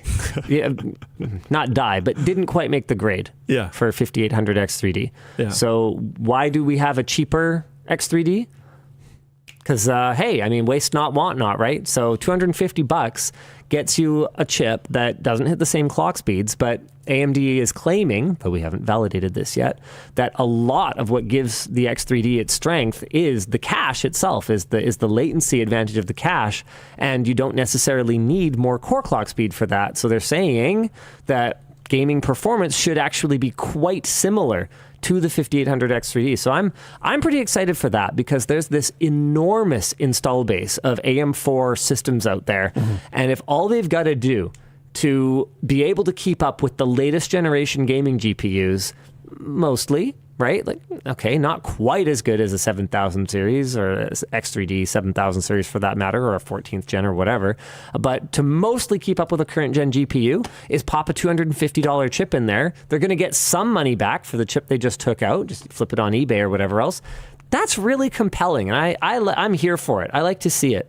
I just thought it was really cool that we were seeing extra support for that platform. I mean, realistically, AMD's main focus was their 8000 G series chips, which are pretty much 7,000 chips, but the top two have like a neural processing unit in them that AMD didn't really have any clear idea of what anyone was going to do with yet. Like, there's no real software that runs on it at this time that a general consumer would care about.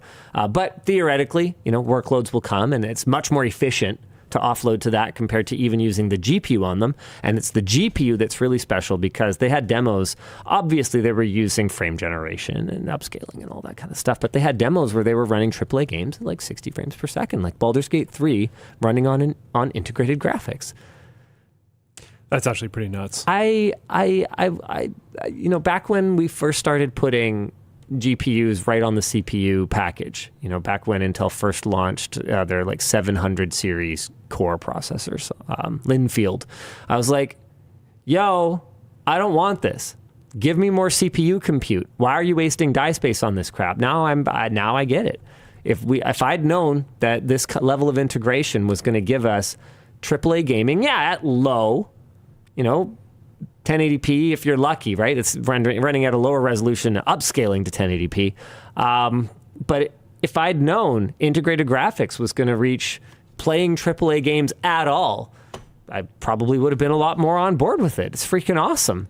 And it finally buries that category that you and I have both been trying to kill for the last 10 years. The entry-level e-waste graphics card. Yeah. I get it. And okay? it's been close. Some people buy them. I get it. But please stop. Please stop. Onboard graphics is literally a better option. And okay, sometimes you have an older machine that you need to put better graphics in. I get it. Don't buy an entry-level card. Buy used. Get a used card that you could also just plug into it and would also be cheap. Okay? Don't. Just stop. Oh, man. Oh, boy. Here comes chat. Oh, no. I have a GT510. Okay. All right. Oh, no. Really? I use an entry-level card to prop up my 4090. It's a great SEG pillar.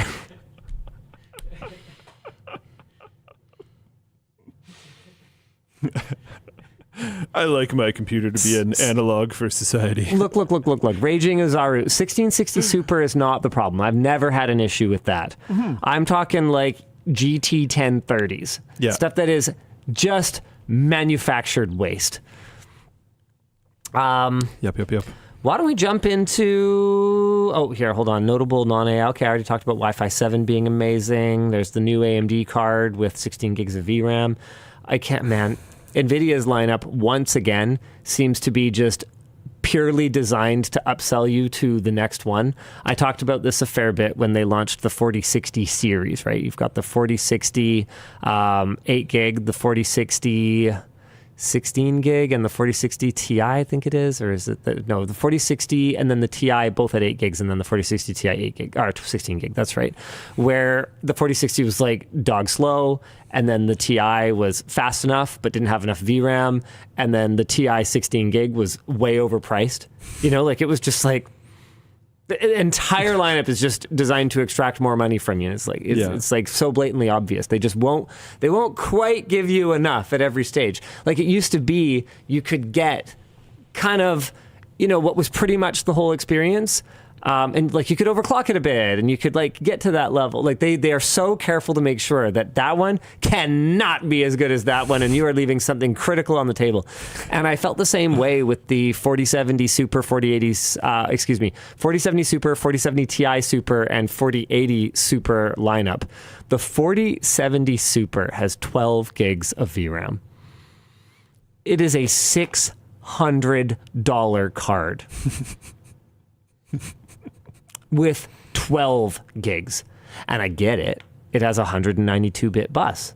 So if they wanted to strap more RAM to it, they would either have to do some kind of like, some of it would run at half of the bandwidth or something, or they would have to double it entirely. They'd have to do 24 gigs of VRAM. We've had wider like buses for a long time, though.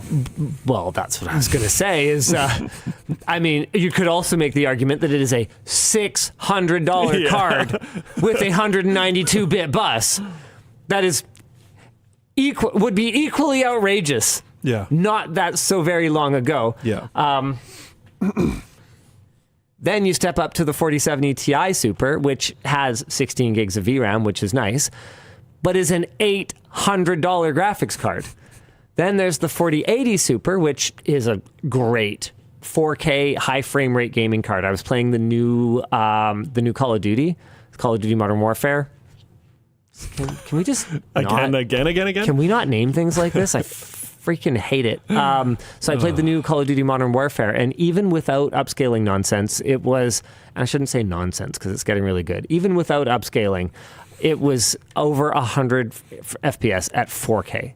Like, it looked great. It just looked great. And with all the tomfoolery, it was like over 200. Sure. Like 220, 230, 240, like somewhere in that range.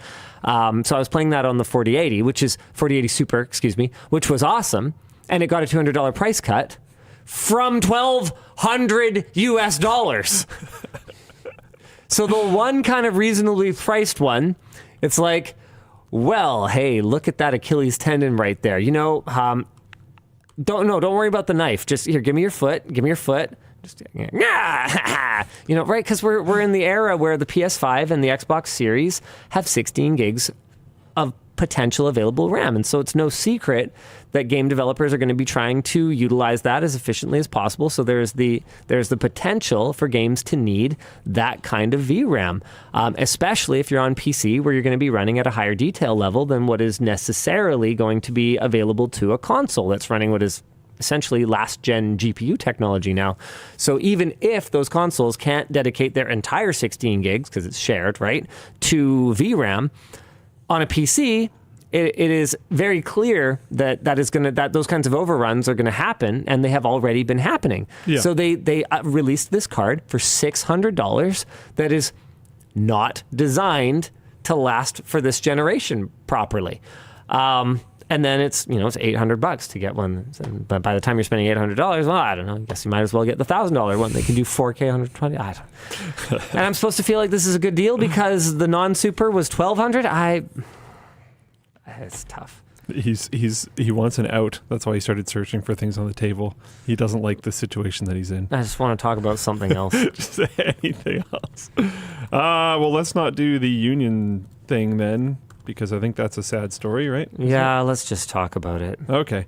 Actor Union okays AI voiceovers, Steam okays AI game content. SAG-AFTRA, the U.S. Actors Union, has announced what they called a groundbreaking agreement with AI voiceover company Replica Studios for actors to license digital versions of their voices for interactive media projects for at least the next year. According to the union, the agreement will ensure fair negotiation and the ability for performers to retain control over what additional works their voices are used in. Several prominent video game voice actors expressed disapproval and questioned why they hadn't been consulted. In an FAQ, SAG-AFTRA claimed that the deal was approved by a union committee of actors who frequently work in the gaming industry, and because the deal was with a single company, it didn't require a full member vote. So The union says that it's important to be involved in the early stages of the technology's development, as this will allow them to push for fair compensation. So in a nutshell, voice actors are upset with this deal because they wanted more. They didn't want, fair compensation for their voice likeness to just be AI'd. They wanted to do their jobs. They wanted to voice act. Because their previous body of work is not necessarily enough to just extrapolate what their future, characterization of, or what their future performance could be. And that's fair enough. Yeah. As for the position of the union, they're basically like, this is coming. Deal with it, essentially, is how I read this. And I gotta tell you, one of the things that Nvidia wanted us to include in our booth coverage for them, that I basically was like, no, was a demo that you've probably read about or even seen that other places have covered, where you walked into a virtual bar. This was the chick at the bar demo. I think I saw some of this. So there's two NPCs having a conversation over the bar as you walk in. I'm not sure if that is large language modeled and with AI generated voices or not. But if you walk up, you can interact with the barkeep in any way you want, essentially using, I forget if it was ChatGPT based, but it was some kind of large language model, and have natural, I use this in extreme finger quotes, natural conversations. There's a lot of issues I have with this. So first of all, I told NVIDIA, look, I've had enough controversy last year. I don't need 2024 to be the year of Linus promoting voice actors losing their jobs. I just am not going to talk about this for that alone. But also, here are my concerns. It's not nearly as good as other media made it out to be. The AI voices in the finals? Yeah.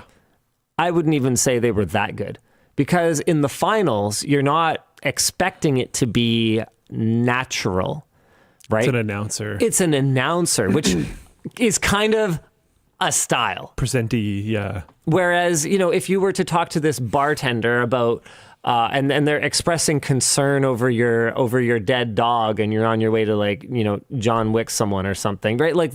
There could be. It's a video game. Yeah, this sounds very plausible. Who knows? There could be any tone to this conversation, and it was not that good. So that's a concern, because I get it. I can see where we're going with this, and I do think that we'll probably get there at some point, where the idea is that, all the people who are getting laid off in the games industry right now can start indie studios and create gigantic worlds populated with vibrant characters using AI. I get the kind of the pot of gold that's supposed to be at the end of this rain blow, right? Where the games industry is struggling so hard right now. But it's not even, it's not that. And I do feel that other coverage, either, they kind of got lucky on the prompts, or they just, they don't talk to people or something. I don't know. I felt like some of the coverage of it just was not representative of the state of the tech right now. And then the other thing for me is that I just, I felt like it was kind of tone deaf, coming back to the state of the games industry right now. As I was sitting here next to Luke, I found another round of layoffs in the tech industry. It wasn't game specific, but there's been at least a couple rounds of games industry layoffs this year, or this week. Unity, was that this week or last week? Crap, I'm not sure. I know, basically all of this has been 2024. Yeah, I think Unity might have been last week. AC3 Production says it was this week. Unity did 25% this week.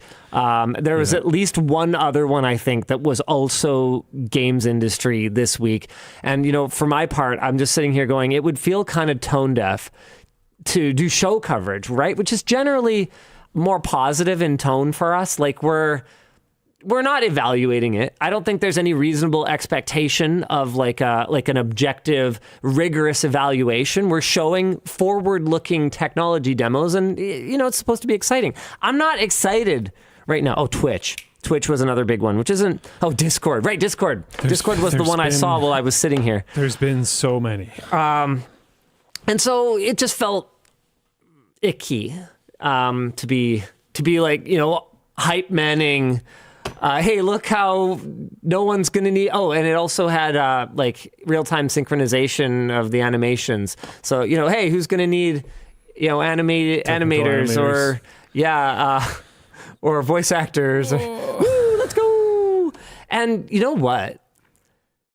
On paper, it sounds good. Like any small team of 4 people could build a giant open world game or whatever. But I actually have what might be a controversial take.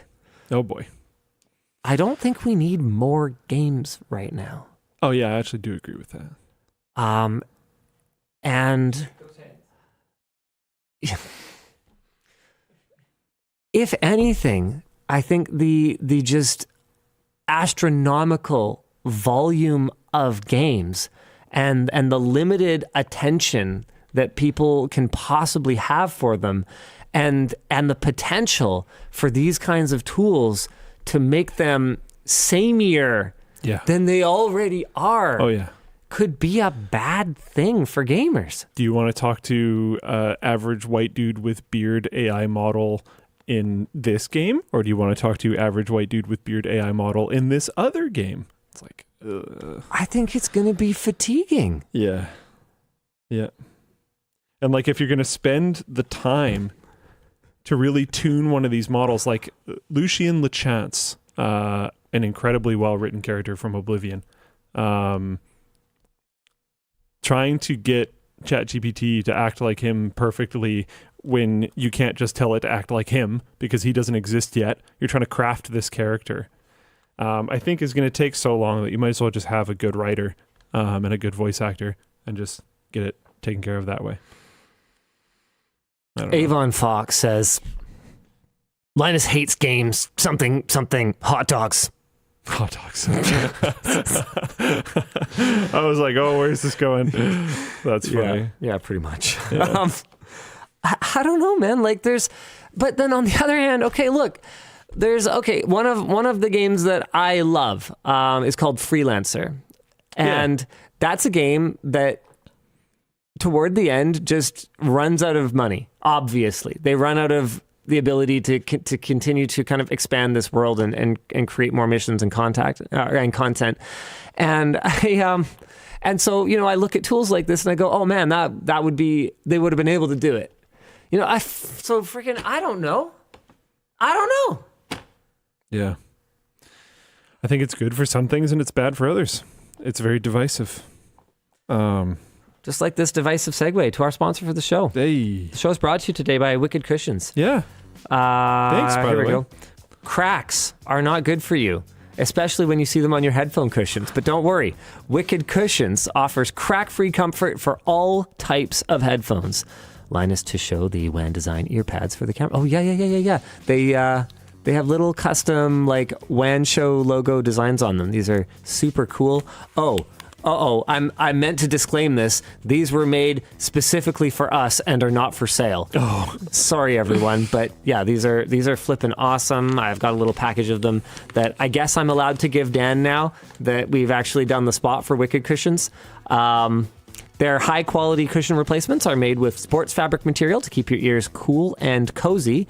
And if you're still feeling too hot to handle, they've got your ears covered with their WC Freeze gaming ear pads. It's a combination of a dual-layer cooling gel to keep your head cool even when your team is feeding. I love Dennis being frustrated by that because he's going to be the feeder on that team. No offense, Dennis. Oh. Their ear pads are available for a wide variety of headphones and headsets. Just check out their site at the link down below and you can quickly navigate to the right model. Also, installation is super easy and you can get it done within minutes with their instruction videos.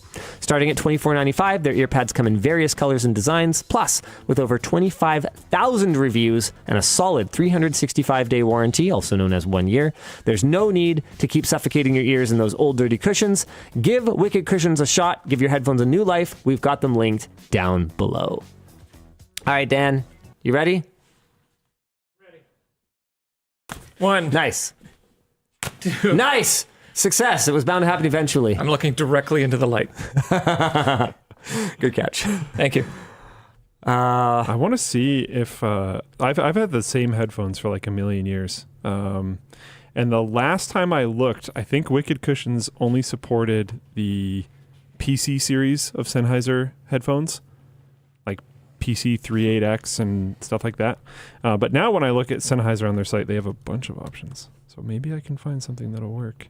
It's possible that even if they don't list the exact model, it might be compatible supported. anyways. Yeah. I kind of doubt they would actually list my model of headphones considering they haven't been making them in a very long time. But it would be the PC 28X pads fit all the HD 500 series too. Oh yeah. No, I think you should be good because you have the 558s, I think.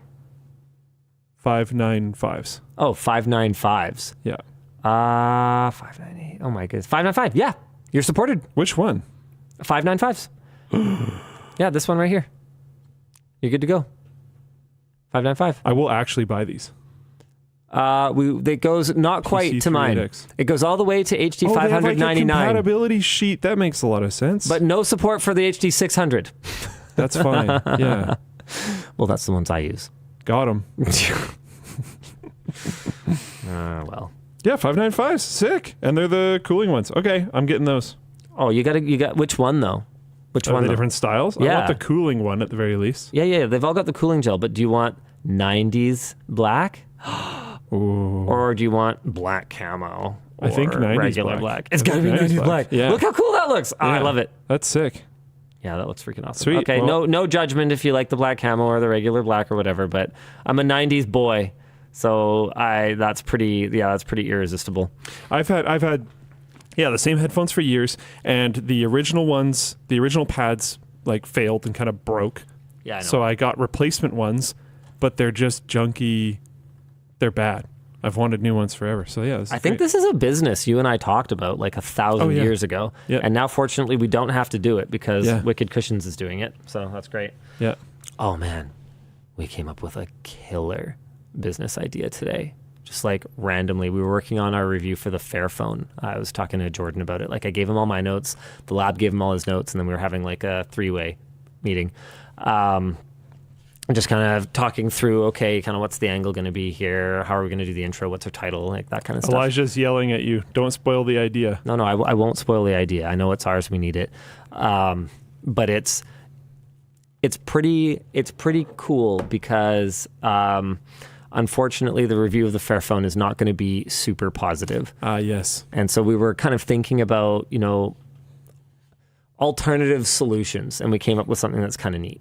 But that's all I have to say about that for now. What do you want to talk about next? Oh, the eBay thing?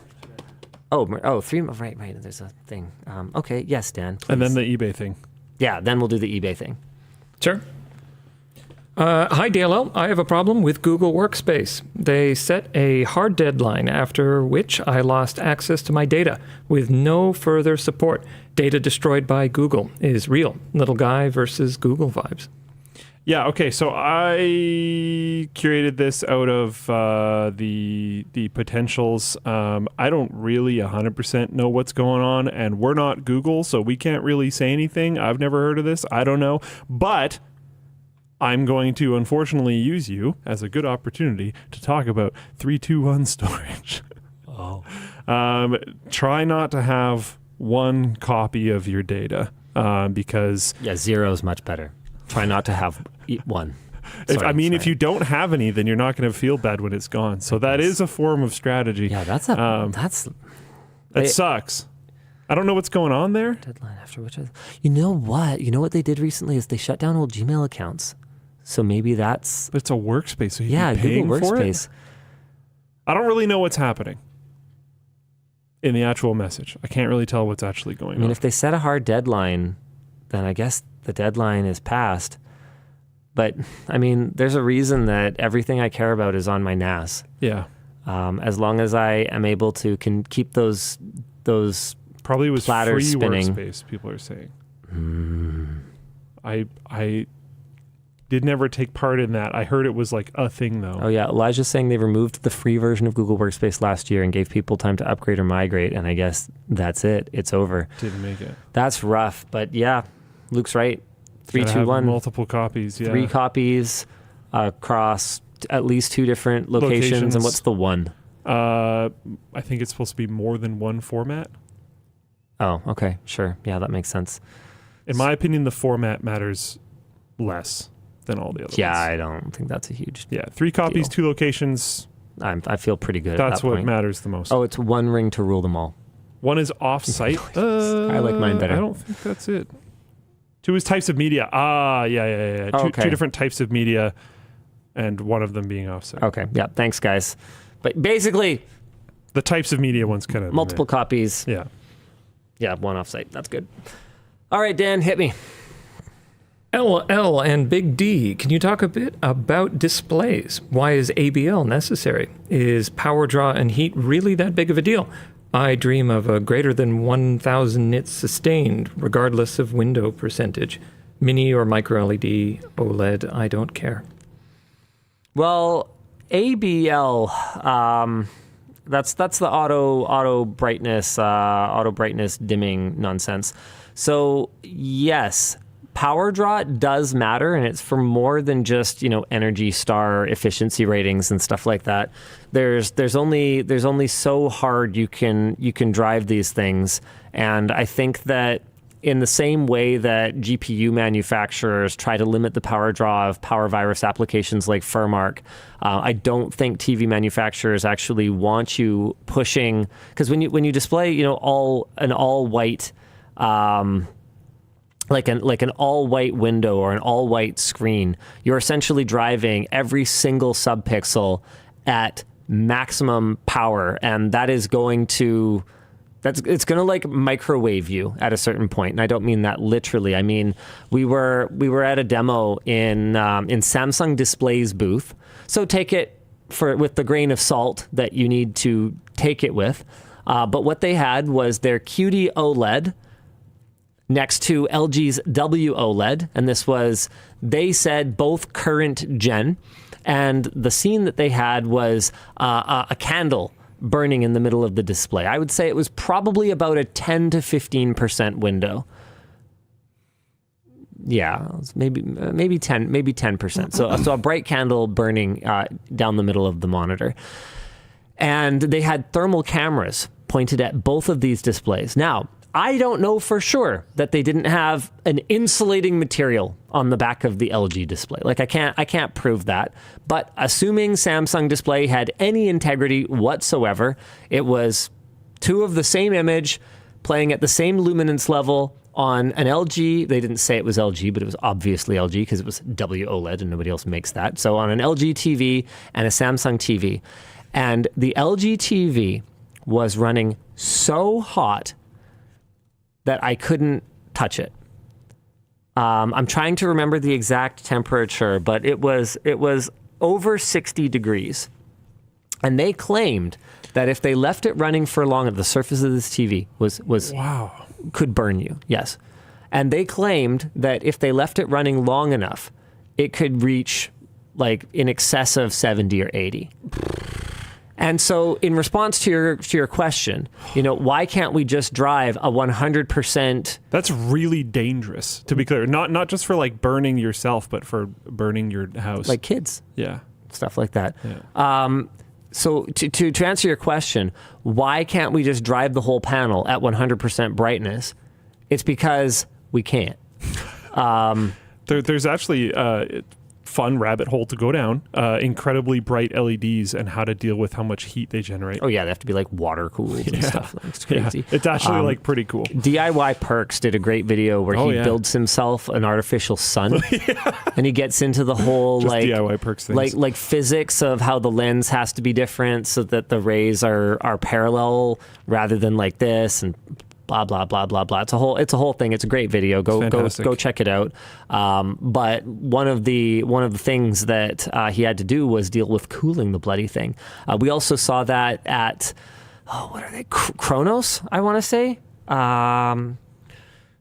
Kronos camera. Let me just check this. Yeah. Cron Technologies. These guys. We did a tour with these guys a number of years ago. Stop.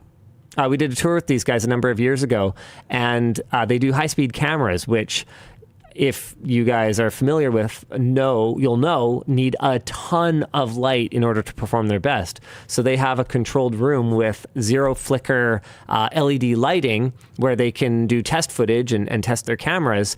And those lights are like DIY water cooled because they're big geeks and watch our channel and stuff. And there are peeps, but it's super cool. And I can't remember if that ended up in the tour or not, but it was definitely one of the highlights for me was seeing their water cooled LED lights so that they can get it bright enough in this room to shoot high frame rate footage.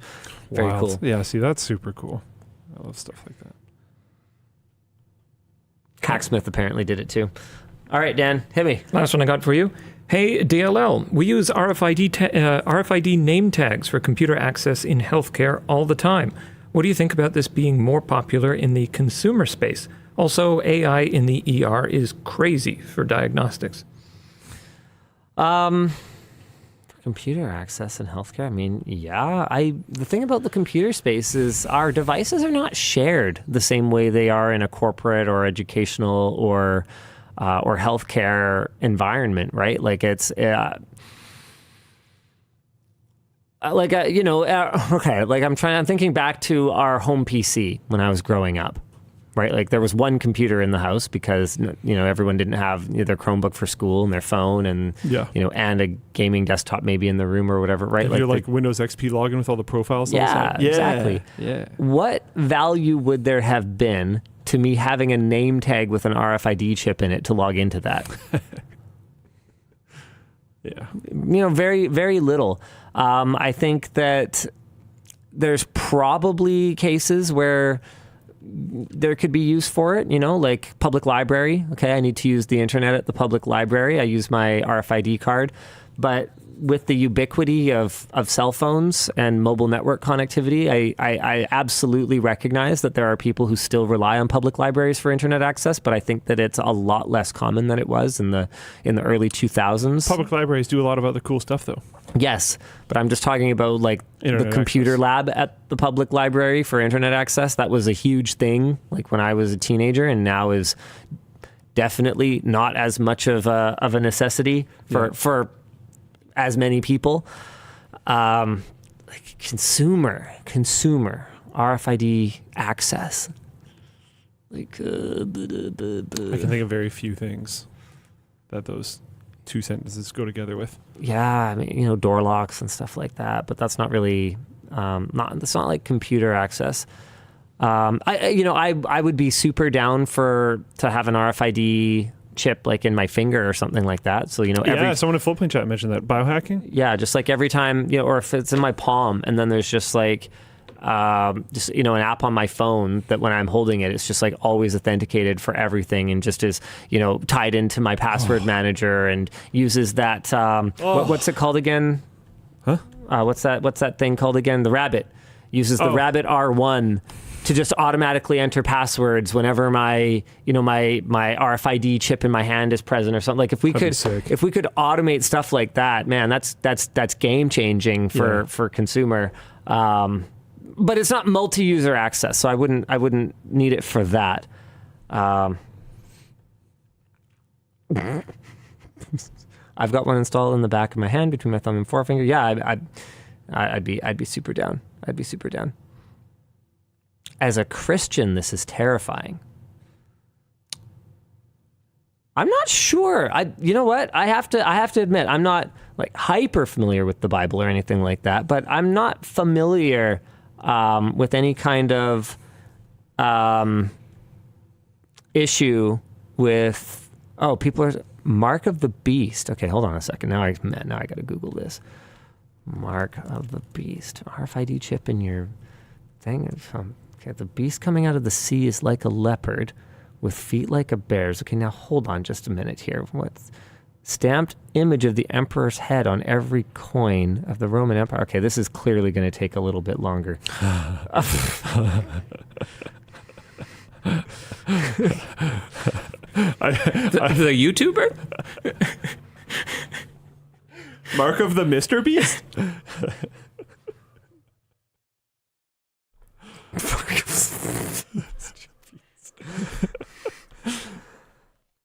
All right. Mark put on the forehead of those who worship.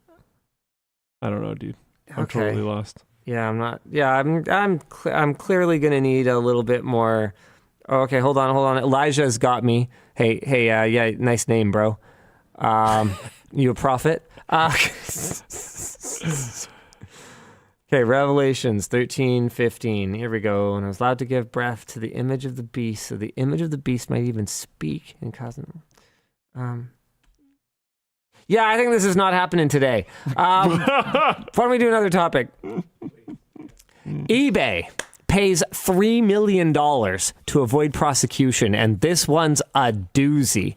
They have agreed to pay a $3 million penalty, the statutory maximum. You should have seen the look on his face. He hadn't read this yet. This is a wild story, dude. The statutory maximum in order to settle criminal charges in a cyber stalking case where several former eBay employees harassed a pair of married e-commerce bloggers who critically covered a litigation issue involving the company. So basically, bloggers said something mean about eBay because of a litigation issue that eBay was having. So eBay had several employees who harassed them. In 2019, 7, that's actually more than what I would consider to be several. Yeah. 7 employees, including eBay's former senior director of safety and security, What? began sending David and Ina Steiner harassing messages as well as disturbing packages including live cockroaches and spiders, a pig fetus, a funeral wreath, and a book about dealing with the death of a spouse. Is this a movie about serial killers or what the fuck is going on here? Pornographic publications were sent to a neighbor's house under David Steiner's name, and furthermore, 3 of the employees flew from California to Boston. Sorry, I probably butchered that. With the intent of vandalizing the couple's home, breaking into their garage, and placing a tracker on their car. This is wild shit. This is not alleged. All 7 of them have since pleaded guilty, and Buddy, the senior director of safety and security, is facing 5 years in prison. Imagine being the director of safety and security specifically. Dude, this is some mafia level shit right here. This is crazy. This is crazy. 2 other members of the eBay C-suite who were implicated in the matter were not charged, including then CEO David Wenig, who instructed eBay's then chief communications officer, Stephen Weimer, to take Ina Steiner down after she criticized his outsized compensation. Weimer then instructed, Jim Bach, the director of safety and security guy, instructed him that he wanted to see her burned down and to do whatever it takes to make that happen.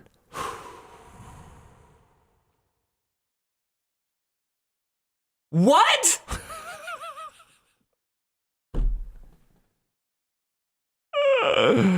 Our discussion question here is like, I don't even know what our discussion question. How is it even only 5 years? I would hear a story like that and go, That's fake. all right, grain of salt, right? Like That's for a bad TV show. that sounds exaggerated, and a lot of the time an outlandish claim like that probably is Yeah. exaggerated or even an outright fabrication. But clearly people are fucking crazy. Like that is messed up shit right there. What are you doing? What is wrong with you?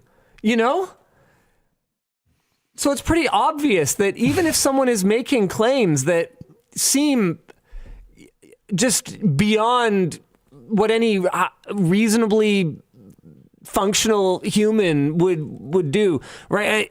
It's possible. The fact that they pleaded guilty, right? I mean, that's how this works, right? Like they're innocent until they're proven guilty. Yeah. Then you're like, "Sup, I did it." Unless it's under like some form of duress or whatever, but I'm assuming that's not the case. I mean, all 7 of them, really? Yeah. Well, I mean, it depends. Did the prosecutors go to their houses, send them fetal pigs, put trackers on their cars? Like, is that... what the this isn't the gulags. They probably were well-minded. Like, I mean, you would kind of... Like, this is what I would expect from organized crime. eBay's not just some random... It's not like, man, this was in like the early days of eBay when they had some like weird people working there. So, this is like 4 years ago.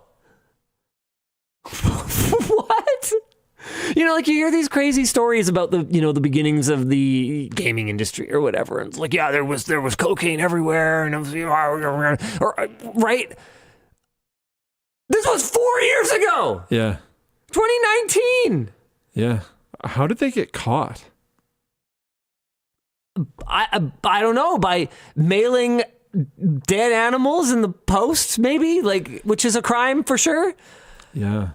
Like it sounds so improbable that if it wasn't for the fines happening and the admissions of guilt, I still would say, there's probably a bit more to this story. It's a plea deal, or it's this, or it's that. It makes you wonder, the kind of just outlandish stuff that has gone on over the years, Pretty wild. Oh, okay. J Christ 08 says, I forgive you for having the mark of the whatever. And if I recall correctly, they hired a PI who found out that it was eBay because they were tailing them one day. Oh. Unreal. That was just their username, by the way. They weren't actually Jesus. Unless they were. I mean, rose once. Who's to say he couldn't rise again? Okay, so this all this kind of stuff broke in like 2021, but I'm assuming they got their settlement now. I don't know. There's like news articles about it. It's that eBay's paying the penalty, I think. Yeah, so they're getting their... Yeah, that's wild. I hadn't seen this. Wow. Unreal. Wow. Man, it's a good thing they weren't in Canada, because then having them tailed might have been, violating their privacy. Do you see that wild thing? How, Quebec police said, hey, you can't just like upload footage of porch pirates taking your stuff, because that could be a violation of their privacy, because they're innocent until proven guilty. It's like, yeah, I guess they could have been just protecting that package from someone else. But like, yeah, I know, right? They're like, yeah, you need to report. Doesn't Canada have filming on property laws? Yeah, well, you can film it, but they're saying you can't just release it publicly. You should give it to the police. Cool. You know what? Can do nothing that. about it. That's stupid. That is actual clown level stuff right there. Yeah. Very cool. Yeah. Speaking of very cool, should we do our announcement? Do we have an announcement? Yeah. Oh, are you pregnant? Yeah. You don't look as pregnant as you did a while back. That's good. In the early stages, something earlier. Yeah. He's doing really well, so I can like tease him now. I think. Luke's on a journey. People in chat, congrats. Luke's glowing. I'm glad. All right, Oh, what my is it? goodness. Is it something to do with this weird like No, I letter don't know thing what that we this both is. have? We could do this though. Okay, but no, let's do the announcement. What's the announcement? I have no idea what you're talking about. The pants. Oh, like merch. Yeah. Oh, okay. There's a section on the dock called announcements. Oh, well, all right. Okay, we have new lounge pants available now at lttstore.com. They feature, there we go, the same comfy material as our underwear. So they're perfect for pajamas, hanging around the house, or any situation where maximum comfort is your goal. Just going to pull this up. They're $34.99, available now on lttstore.com. And this came up in the pre-show. If you have any questions regarding sizing, that's right, we have standard and long sizing. Woo! All you got to do is check out the size guide. We've got everything from XS all the way to triple XL. And if you click the size guide, you can see not only the inseam lengths and sort of the heights that they're designed for, but also how to measure these things to ensure that you will get an excellent fit. Also, they're kind of stretchy, as you might expect. I'm gonna get a ton of use out of these. Yeah. We are Pretty stoked also about these. sorry. Pretty stoked about these. We're also giving a last chance here reminder to pick up our CES 2024 team t-shirt. Sales end January 13th. This mainly came about because we've had a bunch of people complain in years past that we wore these shirts in all of our coverage of CES that weren't freaking available on the site. Yeah. And so this time we were like, okay, fine. Then if you want our cool team event coverage t-shirt, then fine, you can have one too. All you have to do is pay for it. So those are going to be reasonable. These are a pre-sale. All shirts will be printed following purchase, and then we're going to ship them, here you go, by the end of this month. Nice. Okay. This is a digital reference only, but that's exactly what it looks like.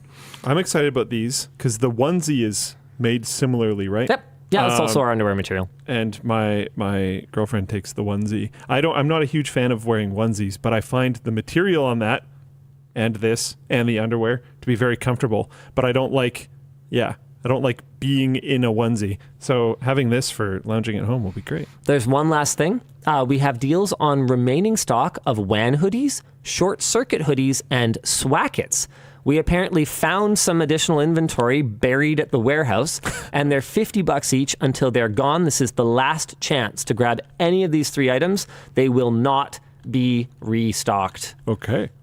So that was, what was that? WAN hoodie, short circuit hoodie, and swacket. That's not to say we will never do another kind of similar style thing ever again. But those ones will not be returning as far as we know. Never say never, but it is almost certainly not going to happen. We have what I believe is actually a legitimate question from Angelus000. How much do these stealth sweatpants or new lounge pants show off package? They're very soft material, so probably a decent amount. I mean, I could put them on. I don't think it's against Twitch's terms of service. Okay, in all seriousness, though, I mean, we've got pictures on the site of people wearing them. So yeah, there you go. If you're gonna wear them without underwear, then a lot. Then you're gonna have some meat print. But these are a bit of a looser, more relaxed fit, so they're not going to be super tight. But they're a soft pant. If she swings, if you would show in a soft pant, you'll probably show in these. Yeah. Yeah. Which, what are you going to do? Apologize for it, I guess? Yeah. Anywho. Man. This one I think is going to make some people sad. Let's go into it. Wacom and Wizards of the Coast admit to using AI art. It's not quite as bad as it sounds, I think. Okay. Wizards of the Coast first denied, then admitted that AI was used in the creation of a recent promotional image for Magic the Gathering. The image showed telltale signs of artifacting associated with AI generation, leading to uproar among fans and artists. According to a post from Magic of the Gathering's Twitter account, the art came from a vendor, who likely used AI features in an industry-standard tool like Photoshop, leading to AI artifacts in an image that was primarily created by a human being. Wizards of the Coast promised not to use AI in their art back in December, following similar backlash to an image in a Dungeons & Dragons source book, which used some amount of AI generation. The company now says they will apply similar standards to art for marketing materials. Wacom, on the other hand, creators of the digital drawing tablets, faced similar questions over an image in its own marketing materials, a dragon with similar artifacts and nonsensical anatomical details. The company has since apologized and stated that the art was purchased from a third party and it evaded its AI detection tools during the vetting process. According to The Verge, the image likely came from a vendor who posted the art to Adobe Stock without tagging it as AI. Yeah, where's this tail coming from exactly? Yeah, that's how did that dodge the AI detection stuff? I mean, man, if I was just glancing at it, you won't notice immediately. But if they have a process for detecting AI stuff, but like if this is supposed to go up the dragon's spine, why does it end up here? Like it's that too. Yeah. It's obviously AI now that we're looking at it. Like, why would the tummy have scales?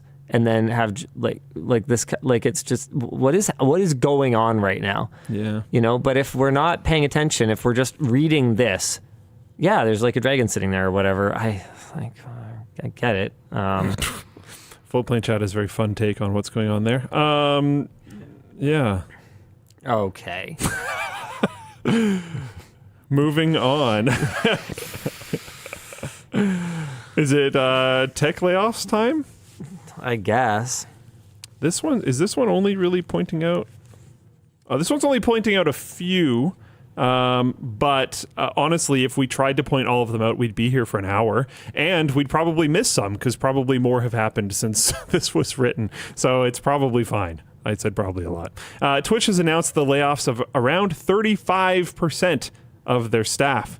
Considering the 400 employees laid off from Twitch in March, this means the company has fired nearly half of its original staff, of the staff that was around at that time.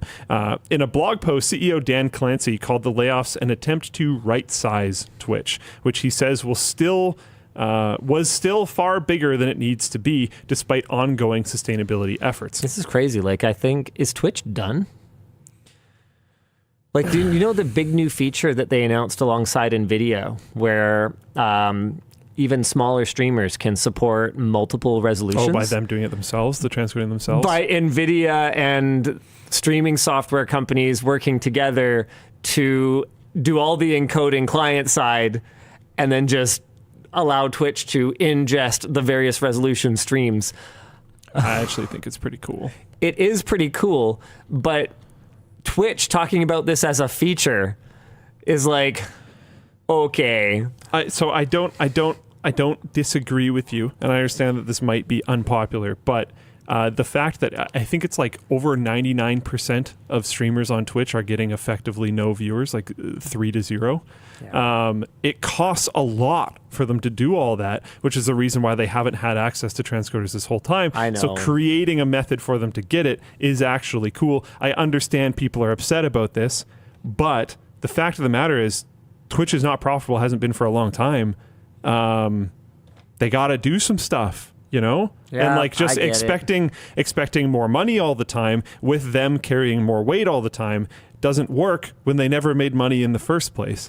But that last bit is the fact that this whole thing is just obviously unsustainable. Yeah. So building new features basically amounts to figuring out how to offload more of your processing to your users. It's like, okay. Yeah, good luck, everybody. So I agree. Yeah. It's super cool. And honestly, if we could support it on Floatplane, I'm sure we would. It'd be sweet. Yeah, it'd be awesome. Like if you could just use, OBS and encode at 240p, 360p, totally could. 480p, 720p, 1080p, and for streaming. Yeah, for streaming. Oh no. I was thinking VOD for a second. yeah, no, but if your car, and this is basically Nvidia like unlocking functionality that already existed on their professional cards, just more NVENC streams, Hey, yeah. which is good, which I fully support. I would like them to just unlock all of them. because Another nice thing they're all on there. that comes with some Yeah, frustration, I guess. yeah. Yeah, so that's Twitch. Google laid off about 1,000 people. Discord laid off 170 people, also about 17% of its staff. And the laundry list of companies just goes on and on and on and on and on and on and on. Tech and gaming just got ravaged. You mentioned They haven't stopped getting ravaged since basically the I don't know what sort of the kind of the end of the lockdown period, essentially. you mentioned game engine. Unity. Yeah. Unity got hit really hard. Yeah, is it really Unity if all the people are scattered to the high winds? Hey, got him. Unity layoffs, 25% of their staff. Yeah, it's rough. There's a huge list of companies that are taking like 10 to 25% staff hits. I was talking in the executive staff meeting a few weeks ago about how like we need to change our messaging internally a little bit to be reflective of how hungry we're going to need to be this year. It's hard out there. And so, everyone's going to be Economy's rough. Money is not really flowing like it normally does. Yep. And so, if we want to be sustainable, we got to not do layoffs. We have to understand that we need to work harder for every view. We need to work harder for every screwdriver sale. We got to get hungry. And I think that's probably something that Taryn will craft into sort of a more comprehensive message and kind of work with everyone on and get the all the managers to work with their teams on, but like figure out what we need to do.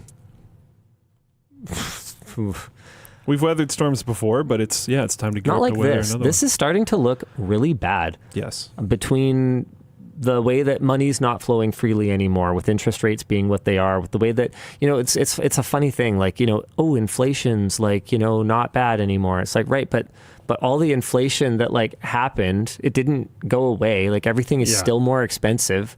Yeah. So I mean, did your hourly wage go up to match it before? Okay, so then this problem hasn't gone away at all just because inflation's leveling out. That's like actually not how that works. It looks rough. So out there, handyman, as he tends to be, was handy again with yet another link. Layoffs.fyi. I've heard of this site. I think I clicked on it as like a middle click mouse wheel into another tab at home, but never actually ended up looking at it. You can filter it. So click the drop down, do 2024. Yeah. 5,686 employees from 37 companies laid off this year. It's been 12 days. We're 12 days in. We're not even 2 weeks in. Sheesh, dude. Yeah, Google is a fifth of them, almost 1,000. Twitch, there's Twitch. Okay, I have no idea what branch is, but I'm sure it's something. There's a fair amount of these I haven't personally heard of. Yeah, you can filter by industry.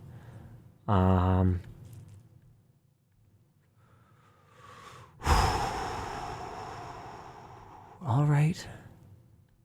Rough. Etsy laid off a bunch of people. 11%. Intel, 311. I don't know what Intel. Tidal laid off 10% of their workforce. Rivian lost some. Cruise, 24%. Spotify, 1,500. I forgot about that one. Oh, here, hold on. Why am I sort by this? What? Oh man, I guessed and I did the wrong one. Spotify 1,500. That's wow. VMware 2,837. No, this is every year now. Wow.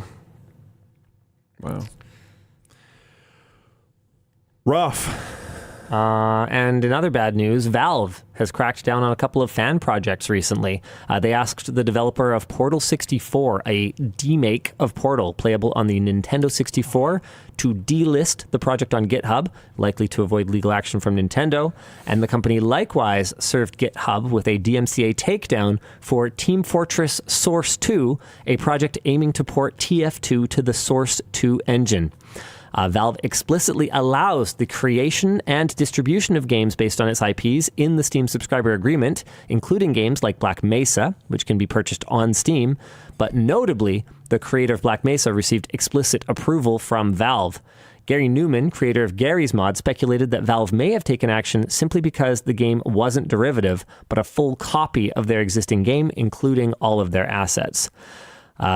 Discussion question here is Valve right in enforcing a certain boundary around their IP? Is this a fair line to draw? I mean, I do think it is reasonable. It's just more that Valve has always been very permissive, and so this may be coming as a bit of a surprise to these folks. And it's a little frustrating that, given that I've been aware of at least Portal 64 for quite some time, that they didn't say something earlier on in the process. That's kind of all I really have to say about it. Yeah. Video games no longer the biggest entertainment medium in Britain. Okay, you thought this one was really interesting for some reason. Video games have been the biggest entertainment medium for a long time, and I think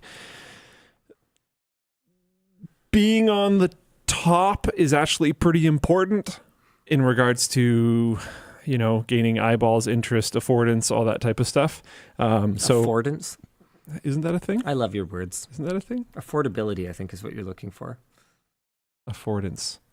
The quality or property of an object that defines its possible uses or makes clear how it can or should be used. Okay, so it's a word. That I used very improperly. In 2023, I think you mean improperly. Oh, no. In 2023, video games were surpassed for the first time in over a decade as the UK's biggest entertainment medium in terms of revenue. Games are still growing as an industry, increasing year over year by 2.9%. I wonder what the population is increasing by. I suspect it's similar or even higher. However, video game content grew far faster at 10% compared to 2022. Driven primarily by streaming. Nacons, whatever that is, head of publishing, recently theorized that part of gaming's recent struggles is due to a boom in the sheer volume of new titles as a result of overinvestment during the 2020 pandemic. He further stated that there's simply too many games for customers to be able to play. Steam saw a record total of over 14,000 game releases in 2023, though that was in part pushed by amateur game devs. It is every year, though.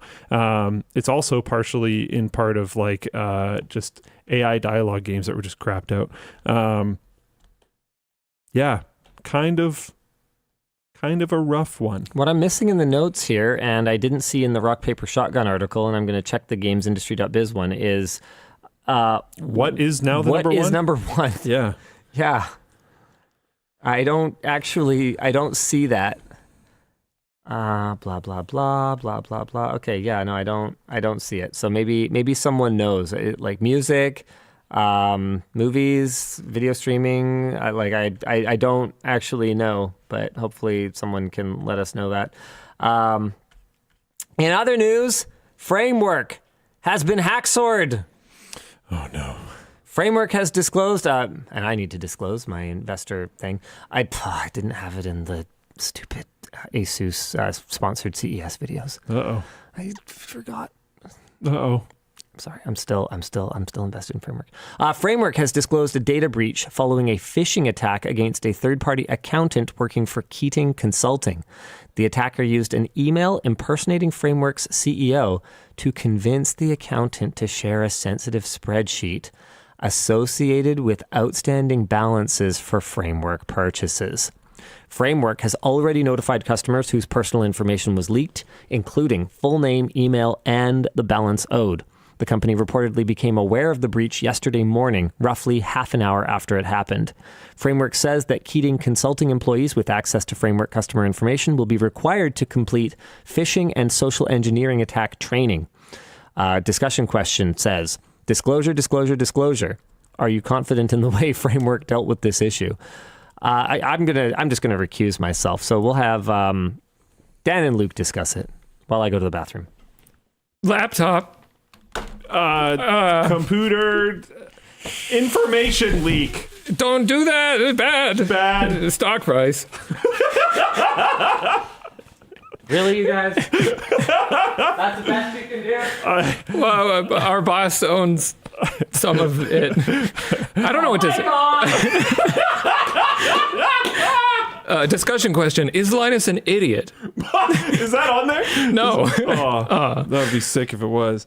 I think it could happen to anybody, right? Yes, that's kind of my take on this. Is we as a company, whenever we do web entity stuff, the forum, Floatplane, everything else we've done, we're taking this idea forward with the lab's website. We try to take and retain as little of your stuff as possible while still being able to do the things that we need to do, which does involve taking some of your stuff when it comes to information. We need to be able to, figure out if we're serving you video properly. We need to know some of your account details so that you can recover your account if you need to and have your own personal account and those various different types of things. But watch history for a service of how long did you watch this video for? I know that's very popular on YouTube and stuff like that too. Yeah, we've got that as well. We capture that type of data, but not only is it possible that this type of thing could happen to us, it did quite a while ago. Some of the forum information, we don't know how much. We think a very small amount, but we don't actually know. So we just told everybody. But some of the forum information was broken into, was hackzored. And yeah, also on the forum, we tried to have as little of it as possible that you didn't want to be there. There was things that were highly elective, you could, but those were public on your profile, so I don't think it really counts. Anyways, this also doesn't look like it's negligence. They had a spreadsheet that I guess had lists of names. Did it have their credit card information on the spreadsheet? No, balance right? It's owed. just personal information, right? We've seen lots of other hacks and things like that where they get a hell of a lot more information. Plain text passwords, emails, addresses. Yeah. This is just names and money, I think. Yeah. Yeah. And it was a proper phishing attack again. When you look at, we just looked at a website that was people that have been laid off, but there's Have I Been Pwned? That's a classic, yeah. Have I Been Pwned is still around. I'm jumping it up right now. 740 pwned websites with 100,000, 12 billion pwned accounts. This stuff happens all the time. The jumping on here and seeing the recently added breaches, Hathaway, Legendas, I don't know what that is. Legendas.tv. There's a lot of users there. You guys know you're the absolute worst, right? Constantly. Why? I'll throw your chips across the room, mean guy. We did our best. I think we did good once you left. Oh yeah. Just immediately Snapped serious. into it after you left the room. We can't be showing you up here, Linus. Yeah. No, I don't know. I'm not saying it's definitely not a good thing, but at this point in time, if you're putting information at any point in time, really, but if you're putting information on the internet, you should know that there is a chance that information can get hacked, leaked, etc., and be prepared for the inevitable eventuality of it happening to some site that you have that information on. You don't necessarily know which one it's going to be.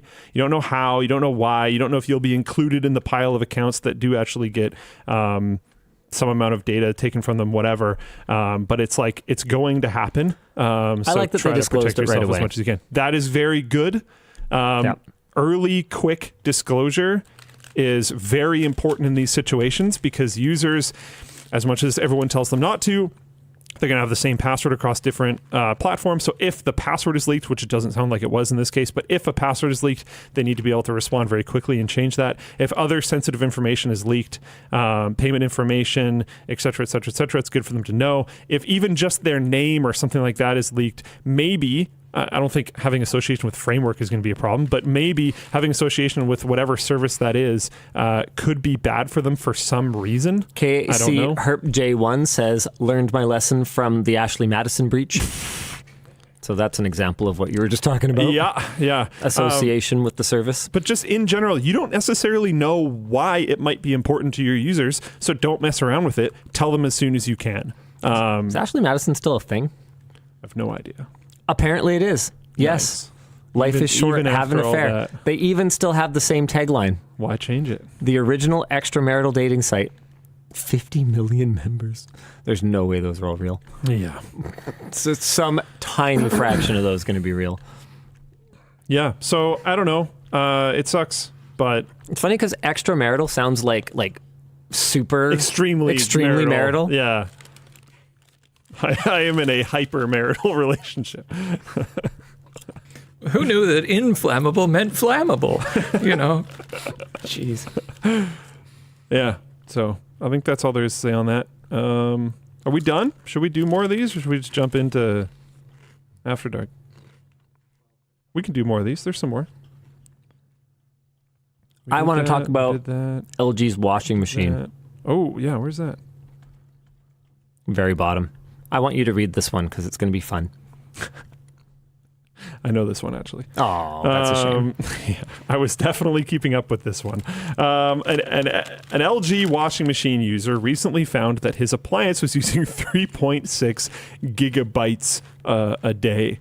He joked that it was a download DLC, downloadable laundry cycles. Very funny. But also found that he couldn't disconnect the machine from the internet. Only switch it to a different Wi-Fi signal. Eventually, he blocked the machine via his router. Amazing.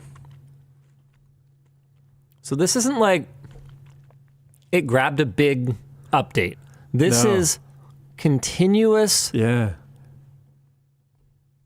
encrypted something. Something. What the No idea. But it's amazing. Someone found that it matched, I think it was like Evon Line's uptime or something. Which I mean, I can't look through the Twitter thread because I'm not signed in and the site basically doesn't work anymore if you're not signed in. But yeah, people were trying to kind of theorize what it was doing with obviously basically no information. And it was very funny that it basically followed Evon Line's uptime. But I seriously doubt that means anything. But yeah. Yeah, just having a ton of junk in your house on the internet is not great. You know what's great? WAN Show After Dark. Yeah. I'll do it. 8%. I waited for him to move a bit. It's 8%. I know it's 8%. See, Luke, this is why we don't have to document anything. Because we all just know. That's how it works, right? I didn't know. Yeah, but Luke knew. Yeah, but Luke won't always be here because I'm going to be the one to win the streak. I don't know about that. Yeah, it's going to be me. I'm going to win. How do you think that's going to happen? I mean, I moved a flight for this. I have moved multiple flights and multiple vacations for this. I have taken 3 WAN shows in 2023 where while I was on vacation and I did it anyways. As of yesterday, I've made it even more to do this remotely. So now there's no excuse. I don't know if anyone's winning. I think this is just a forever war. Yeah, we've already accounted for me to be on WAN Show during my trip to Japan. Good, that's required. It's mandatory. Yeah. We now will have both been in Japan and doing WAN show. So Yeah. there you go. Yeah. The latency is really bad. Yeah, the latency's pretty rough. Yeah. Yeah. All right, Dan, hit me. All right, let's see what we got.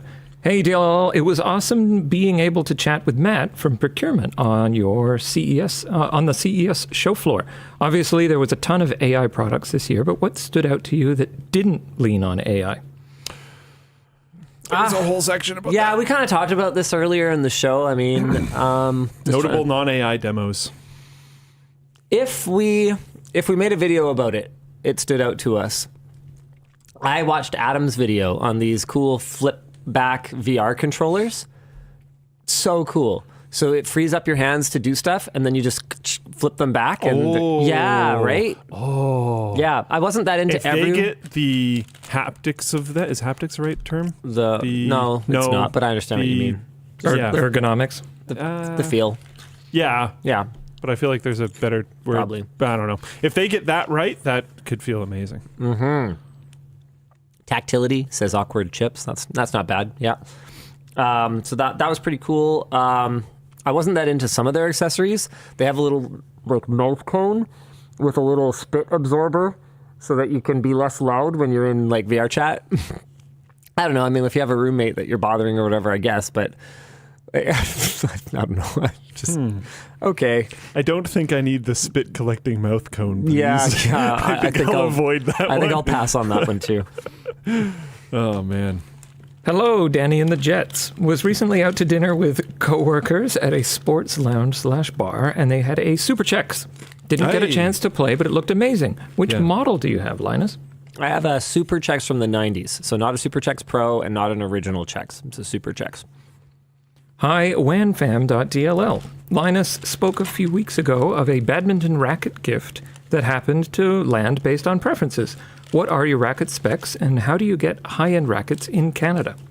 I have a strong preference for head-heavy, overall light rackets. So they're heavier at the head end versus the bottom.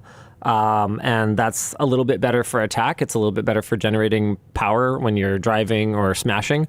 Not that kind. Badminton rackets are not involved in that.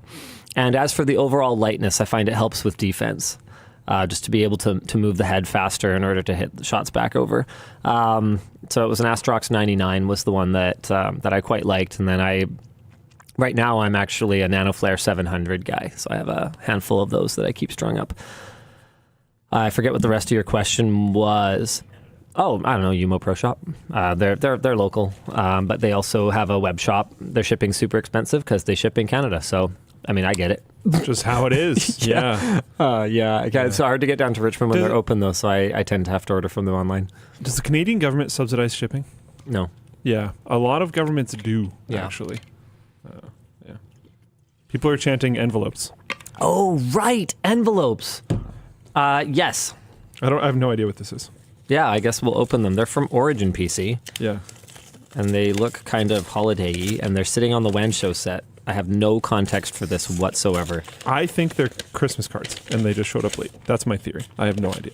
Happy holidays from Origin PC. Oh, wow, they didn't even write anything on them. Okay.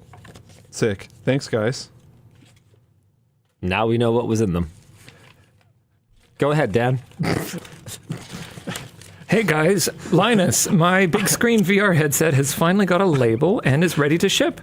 How has your headset held up so far? Any dead pixels or such? No. Oh, shoot. That reminded me of something for a previous merch message. They were asking about cool stuff that wasn't AI. Micro OLED displays that used like silicon deposition rather than inkjet printing to achieve crazy densities. I'm talking 3,500 pixels per inch. Crazy bright. There's this company, Imagine. Hold on. Imagine, Samsung acquisition. Samsung acquired them. They were in the, Imagine. They acquired them for around $218 million. And, oh man, so they had a 10,000 nit micro, I believe OLED. I believe it was micro OLED display.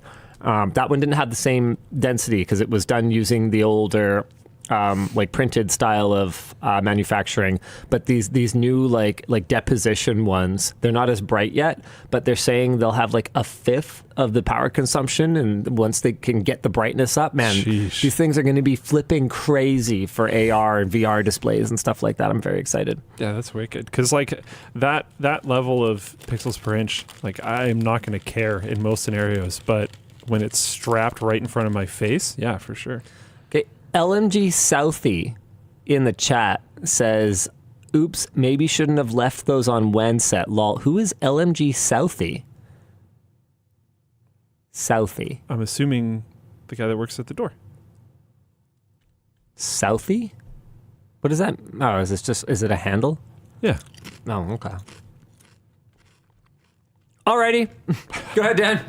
Yeah, sure. Yeah. Hello, Luke, Dan, and Tech Tips Man. My favorite part of LTX 2023 was the live WAN show. With the LAN center coming, does that mean we may get some more live WAN shows in the future? With how close it is, I feel like we would just do WAN here and then drive over. Yeah. Not to be that guy, sorry, but it's honestly way easier. We'd save a lot of Dan's time. Oh my God, you would. Yeah. So, Oh my God. yeah. And less stress for me. In my opinion, in the sake of saving an enormous amount of time, and honestly, for the people that aren't there, probably making the show better, we would just do it here and then drive over after. I could put it up on a projector, though. Maybe. I mean, maybe, but people are probably also just going to want a game, and yeah, I don't know. You're out of LAN. You should be gaming. Yeah. Yeah. Hi, WAN.dll. Bought a 5950X to upgrade my AM4 to make it a home server, only to find out AM4 lacks support for Windows Server. As AMD devil's advocate, can you make up a reason that other than just go to buy Epic? No. I actually didn't know that. Is that on Microsoft or is that on AMD? Probably AMD, I would think. I know that server has very specialized qualifications for drivers and things like that, right? Yeah, sort of. Like a lot of stuff will just run if you can convince it to install. Like there used to be like files that you could just add new versions of Windows to, and it would just install and like probably work perfectly. Are you sure that you can't just force an install? People are saying they didn't know that in chat. Win 10 and 11 drivers will work fine 99% of the time. People are saying like, yeah, if you just run the Windows 10 and Windows 11 installer, will it just work? Because that was my experience the vast majority of the time.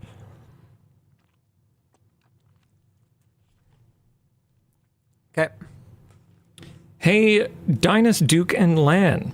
I am running for U.S. House of Representatives in 2026. We need more tech-literate people in government. See TikTok hearings. If you could make or repeal any laws, what would you guys do? Oh, man. I thought this one might be interesting. One issue I'm is scared. we're not Americans, so Yes. we don't really... I would definitely start to look at liability for personal information sharing. Like it should, Yeah. if you did it on purpose, it should basically be the end of your company. If you said you wouldn't, like you, I don't really understand why it's just this constant game of, you know, wrist slap and go back to doing it, wrist slap, go back to doing it. Yeah. I'm also super not into the uneven handling of antitrust in the U.S. Like Yes. the way they went after Microsoft and then just Didn't go after other sat people? on ass for 30 years, 25 years, or whatever it works out to, just has made no sense to me. Not that them going after Microsoft was necessarily bad or wrong, but Yeah. if you were going to do that, you should have treated the other companies the same way.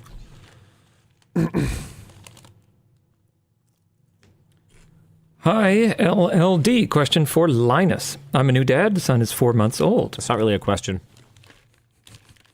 Do you have any advice on how to juggle being a father, husband, and working? It gets very overwhelming some days. Thanks for the videos.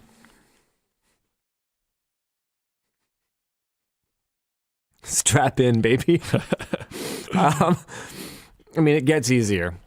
The first 6 months is, from what I've seen so far, the hardest, at least until you get to teenage years, which I've heard are very challenging, but I'm not there yet. Just that level of dependency is really, really tough. I'd say the biggest thing is be consistent, set expectations. Set expectations with, the kids. If you say you're going to do something, do it. And, be realistic. If you're not able to do something, be upfront. If you say that something needs to be done, then hold to it until it is done, because otherwise it's just going to be a fight every time. And, it's the same with the spouse. You got to negotiate. You got to compromise. And it's the same with work. You've got to set expectations. Like, look, I can't be there. And if the answer is, well, then you're not going to be eligible for this promotion, then you need to set expectations with yourself and understand that you have a balanced life that is not going to be 100% focused on career. And that's the choice you made. And by the way, it's worth it. Hey, LLD, as a recent purchaser of a Chevy Volt, I feel like the car is way ahead of its time. What's your favorite piece of tech that felt ahead of its time and held that feeling long after release? The Chevy Volt. Easy. Hey, LLD, how's... God. That is usually his example to that question. It's his only example. It is fair. It's great. It's the best example, yeah. That car is like 5-6 years old, the one that I was driving. I would still choose it over the vast majority of what's sitting on the lot today.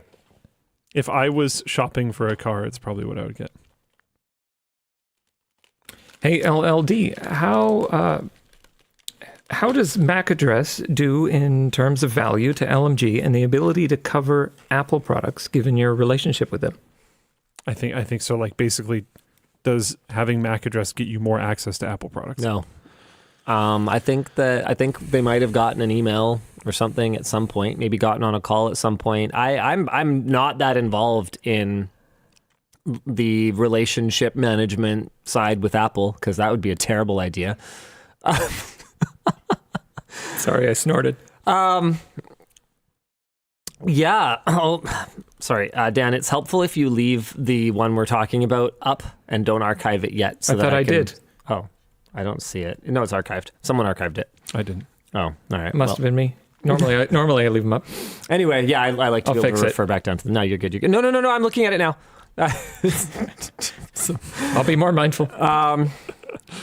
How's feel the MAC address channel doing in terms of value to LMG? I mean, I think it's been a really interesting case study for us. Can we build a channel that isn't just covering PC tech with a slightly different face from a different perspective, or with kind of a different spin?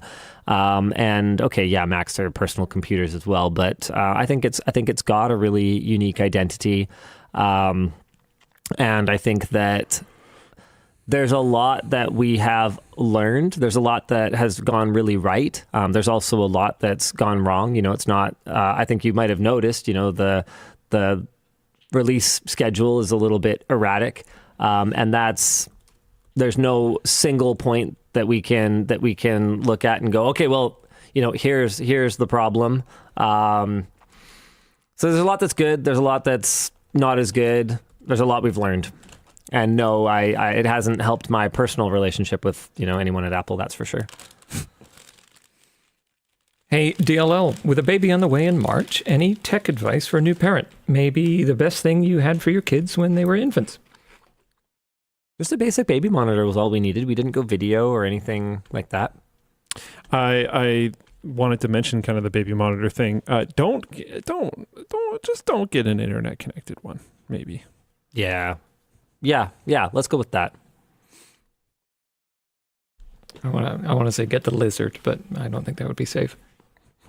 The lizard.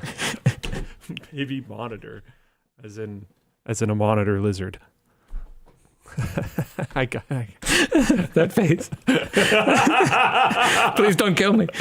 LTT must guard its competitive edge, but would Linus ever host classes or content on its guidelines or lessons learned for writing, people management, or workflows? Tech adjacent tips always interested me. The WAN show? I mean, I'm an open book, guys. You can ask me anything in a merch message, and assuming you buy enough stuff, then I'll. No, it's not how it works actually. But I don't consider that to be a competitive edge guarding thing. I've always taken a very similar approach to Mr. Beast, where my advice might not be as good as his. You know, he's clearly been more successful than I have in terms of attracting eyeballs to his content. But I'm open with it. If anyone asks me anything, I'm always happy to give the best answer I can. Sometimes people ask questions that I can't answer. Like, hey, Linus, how do I stand out? I'm like, I don't know. Yeah. How do you stand out? Yeah. There is Pitch me. limitations to the format, as there is with pretty much every format. But we talk lots about sort of business philosophy, which sometimes does great for us, and other times I feel like bites us in the butt. Like I think I've talked a lot about how I think our overall approach to transparency ends up harming us more than it helps us. Yep. We're not going to change though. It's part of the DNA, like it or not. As for like writing and workflows, like I shared a little while ago our laws of writing good videos. Like that's it. That's what we do. That's a formula that you can take and you can apply for sure. I don't remember which WAN show it was in, but there's that site that you can search WAN show transcripts or something like that. So you could probably find it. Colton's been wanting me to do a course, like a formal course forever. We wouldn't even have to publish it on a third-party site like Skillshare or whatever. We could just publish it on Floatplane, but I haven't gotten around to it. And a big part of that is I don't know. I feel like if people really want to know that, like I'll tell you. Just I don't know. Ask me, and we'll get it sorted. We'll get it sorted out. Hi, WAN.dll. Hold on. This is the same one as before. At conventions like CES, is it difficult to deal with people coming up to you? It's mostly Can be. Kind of depends on timing. And I find personally. Yeah, it's mostly like context. I think that no disrespect intended, but a lot of the time, the tech community is my people, and sometimes we are not always the most socially aware. Yeah. Like, okay, this is great. This video is not up yet, but there's our video on back to front motherboards in the Corsair suite. Der Bauer showed up and started recording a bit where, like, obviously I was going to be in his video, and it took me a full probably 5 minutes after I had like appeared in his thing to realize that I should probably invite him to be in ours, that I was in the middle of shooting, not because I meant any disrespect or because I didn't want him in the video. Focused. I just hyper-focus, right? Like I just So I realized before he left, and I like kind of quickly came up with a way that even though my content was scripted, I had spent the first couple of hours in the suite researching, writing, and throwing it on the teleprompter. So it's all written by me, but it's scripted. And I kind of figured out a spot where I could throw in sort of a natural-looking conversation with him. And fortunately, I caught him before he left. But he could have easily left, and I would have just rudely not reciprocated. Again, not because we're not cordial or not because I didn't want him in the video, just because I was completely oblivious. And I find that sometimes my peeps can be a little oblivious.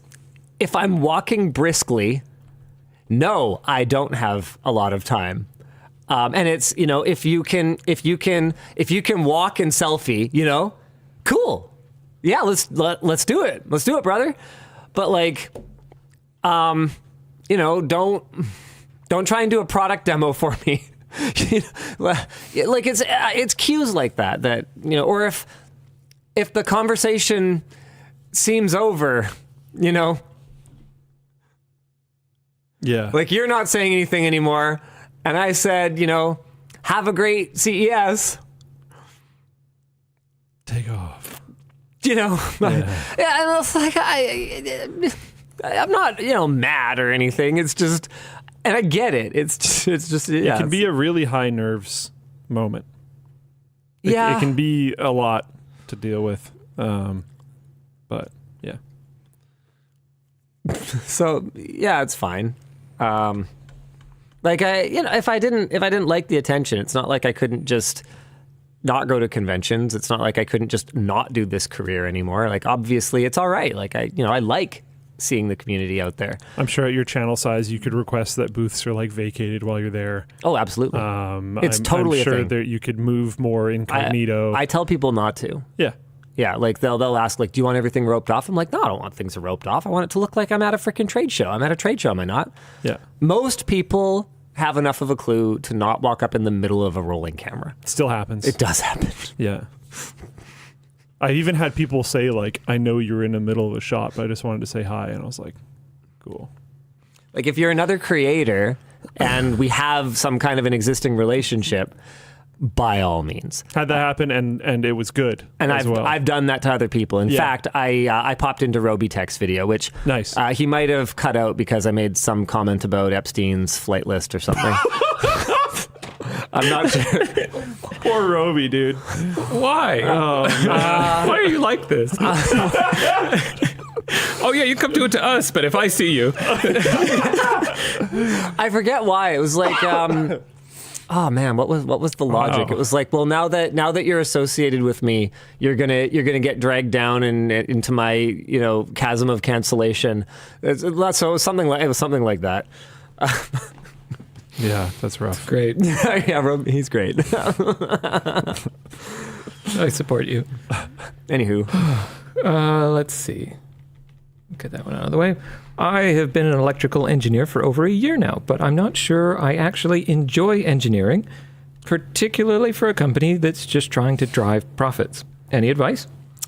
don't work for a company then, because that's what they do. Yeah, so If they're not profitable, they don't exist, and if they don't exist, your job doesn't exist. So I was going to plan on being a little bit nicer about it, but effectively get the exact same message through. Or do your own thing. And you might not have the capital right now, or you can start small, you can start on the side, build a company that runs the way you want it to run. But those are your only options. You can work for someone else and kind of deal with some of their bullshit, or you can take your ball and go home. Company has to make profit or else they won't be able to pay you. But you might also be able to look around and find another company whose like mission statement or drive or whatever better aligns with things that make your soul happy or whatever. Absolutely. Find a mission that speaks to you. Yeah, so like if you're working at a company that's like, yeah, we don't care, it's just money, we just want money, which there's a bunch of those, and you might like that. But if you're working at a company we would like harvest the fingernails from babies if they made our cars go faster. There's companies like that. There are legit. That sounds like an exaggeration, but they're Nothing would surprise me after that eBay thing. Oh, there's way worse though. Oh man. Yeah. Anyways, but you might be able to look around. You might have to take a little bit less money because companies doing that are very likely, they're not hunting profits as hard. So they're very likely doing things that are less profitable. Therefore, they very likely have less money. But if you can accept the hit in cash, you might be able to work somewhere that. Mr. Worldwide asks, is making a company really practical as an electrical engineer? Well, it depends what kind of scale you're trying to operate on. I mean, yeah, absolutely. We bought, I don't know, they might have sent them, but they sell them for sure to other people. But we got these really cool custom PCIe Gen 4 risers. I think were they Gen 5 compatible? I don't know. They were really cool. Basically, there's like a guy who makes these PCI Express extenders that we used in our 1U gaming systems for the LAN center.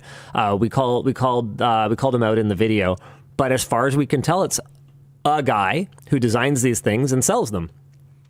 Probably an electrical engineer or electronics engineer, which I actually did not know was a different thing until probably like 6 years ago, five or 6 years ago, when I started playing badminton with an electronics engineer who got upset when I introduced her to someone else as an electrical engineer. She's like, actually. And I was like, I my deepest, most sincere apologies. I thought they were just like different sides of the same coin. I thought it was like the same overarching term. She probably gets that a lot. Oh yeah, probably. Because I bet you most people think they're she runs a pet store now, so I don't even know what her issue is. It's like, you don't even do any electronics engineering. I still earned this.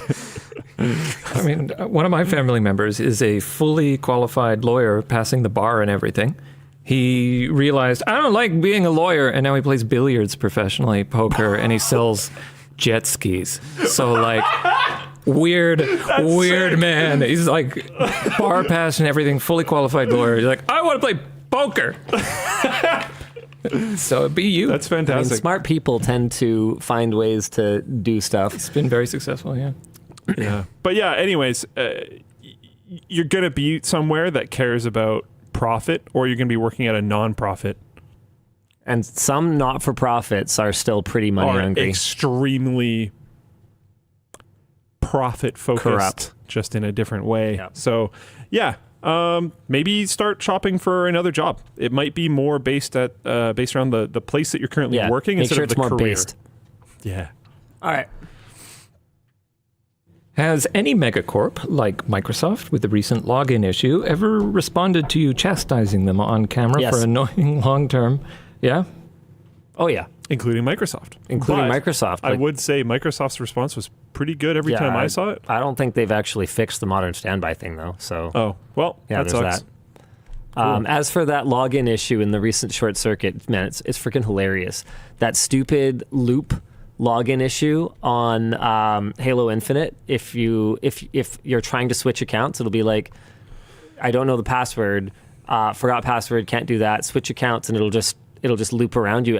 I can't get out of it unless you can log into that account, or you go delete some stupid like credential saved in Credential Manager in Windows. Freaking ridiculous. How about this? How about just none of this? That's an option. I mean, I bought the game on Steam. You know who I am.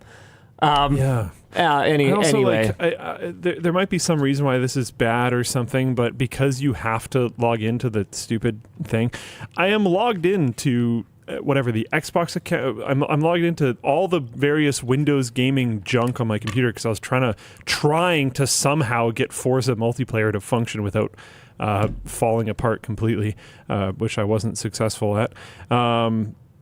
Why can't it just grab the login from that? the Teams one that we talked about last week is probably the one that makes me the most angry. Yeah. When it logs me out, which I never asked it to do, and then I need it to go away right now, and you can't close it. It'll just keep reopening until Yeah. you re-authenticate. Also, there's a bug in Teams where if you click, it'll prompt you for text or for SMS or phone call, and if you click it right away or something, it like doesn't work until you like close it and then click it or something. Do you know the one I'm talking about? Yes, I ran into that. Yeah, like that's been there for years. Long time, yeah.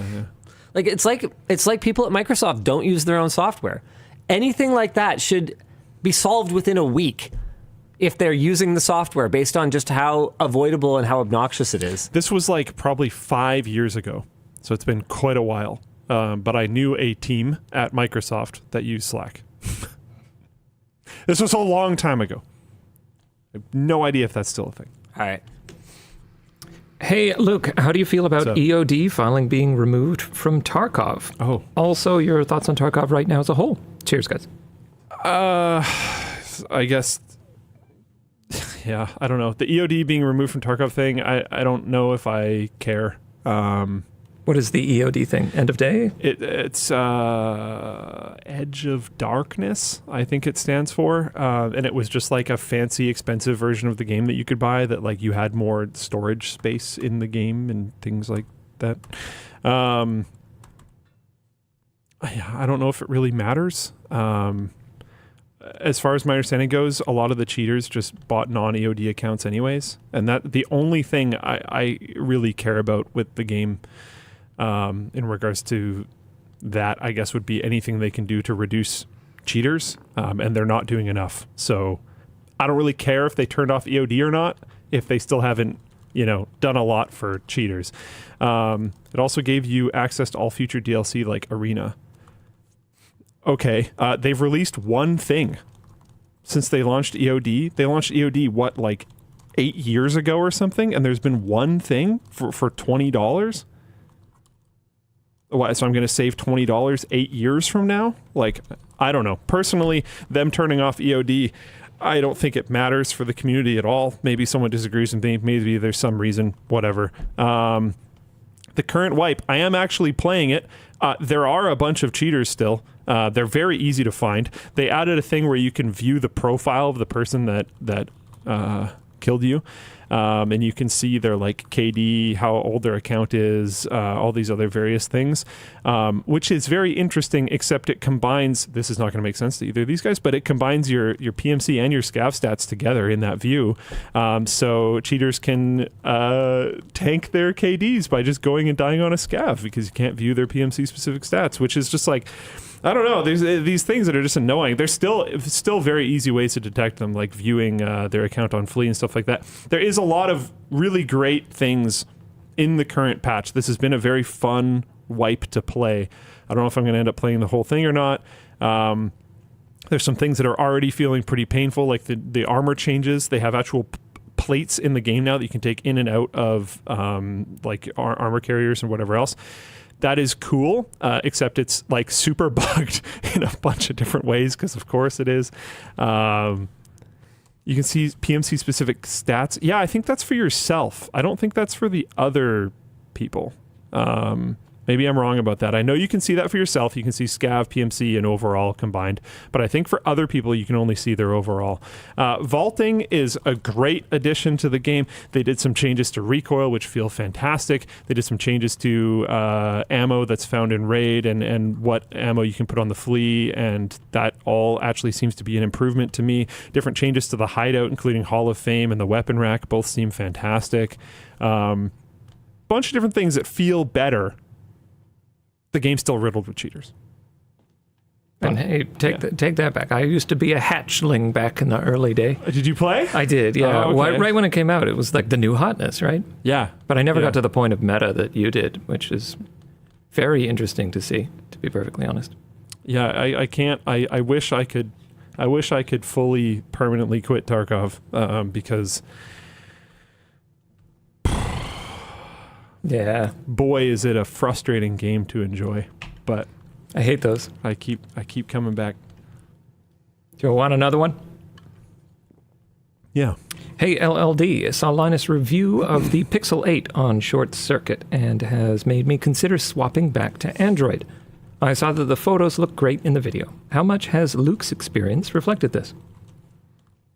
Oh, I'm not so much of a photo taker, and my feelings on phones are going to be very boring to you if you want reviews out of them.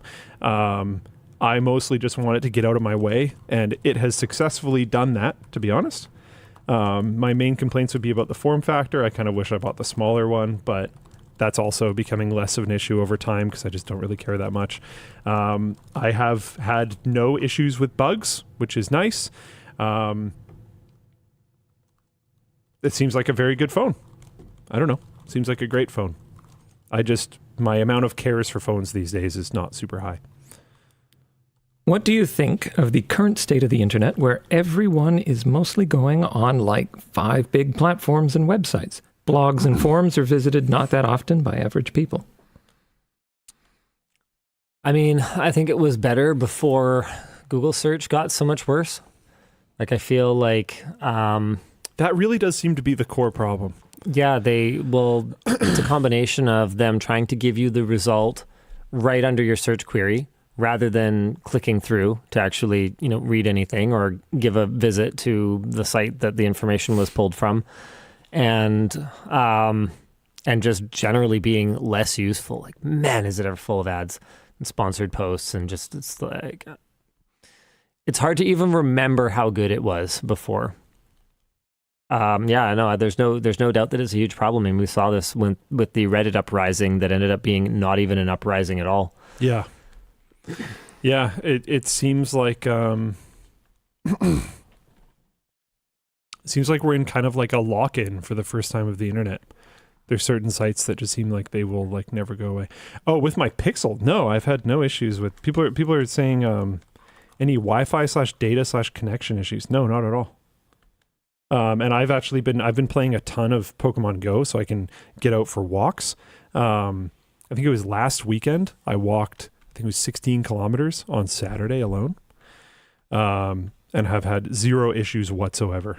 So, yeah, no problems there. It's been honestly, in regards to bugs and issues like that, it has been flawless. Zero problems in that regard at all. In your AW2725DF review, you shocked with how much better you were tracking in Halo. Were you aware that Halo added aim assist for mouse? Do you think this is a good thing for the future of FPS games? I was not aware. I'm honestly not that big into it for future of FPS games, but what I will say is that I went home and played some more Halo Infinite at home and was not playing as well. So I don't think it's purely that. Hi, WAN.DLL. Mind-blowing seeing Thunderbolt share. Assuming it's specific to blue CPU and GPU, but do you think this will be the push Intel's GPUs need? What are the implications for the industry and businesses? I think this is just the tip of the iceberg in terms of what this could be used for, especially if Thunderbolt gets to the level of ubiquity that I would like to see it at.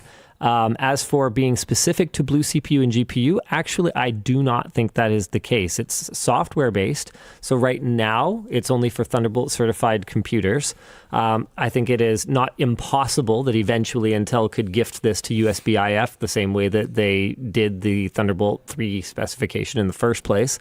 As for the GPU, though, that is not Intel-specific. You could have a different GPU in the system, no problem, and Thunderbolt Share would work exactly the same way it does now, theoretically. It's all alpha right now, though. Linus, was buying the TCL 115-inch TV the only time you felt buyer's remorse? I don't actually have any buyer's remorse. I guess I'm just a really good actor.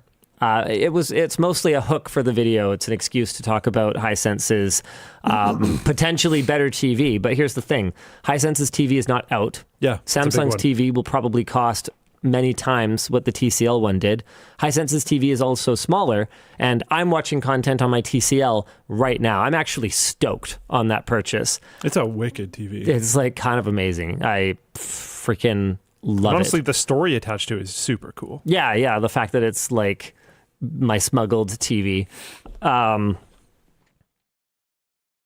you know, before you call me out on this, I don't think a throwaway line in a video like doing show coverage of another TV that has better on paper specs where I say, so this is what buyer's remorse feels like, is I don't think it's dishonest. I think it's just one of those things where it's like I'm playing a bit of a character sometimes in videos. And I could see someone being frustrated that they bought a TV in, December, and then forgot about CES in January when all the cool new stuff is going to get announced. But no, I'm not upset. Hey, WAN.PNG, how have you... Sorry, I forgot my rule. Hey, WAN. Have you all been able to enjoy tech for what it is and not like instantly start thinking about how you would script it into a new video? No.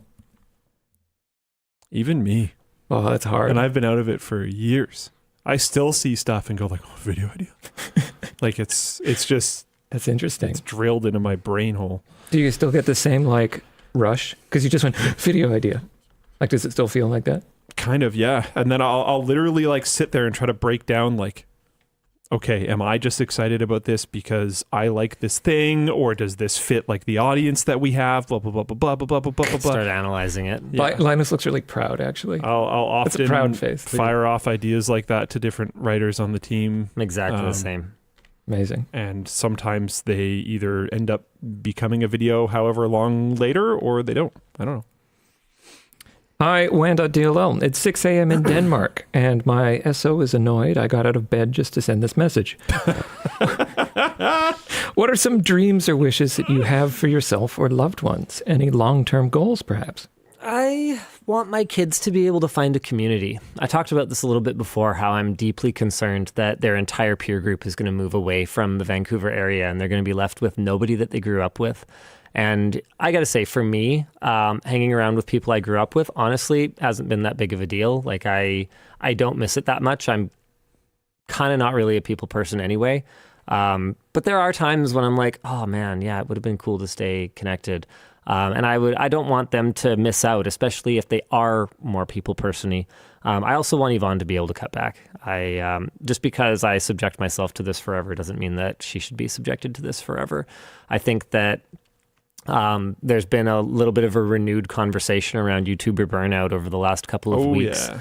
We saw Tom Scott hang it up. We saw Matt Pat hang it up. And people have asked me before. I've had a lot of conversations about this. Actually, it's like how do you keep doing this? Or like I'll talk to people who are relatively new to the game, and they'll be like, yeah, I could do this forever. I'm like, yeah, well, pace yourself. This career is a destroyer.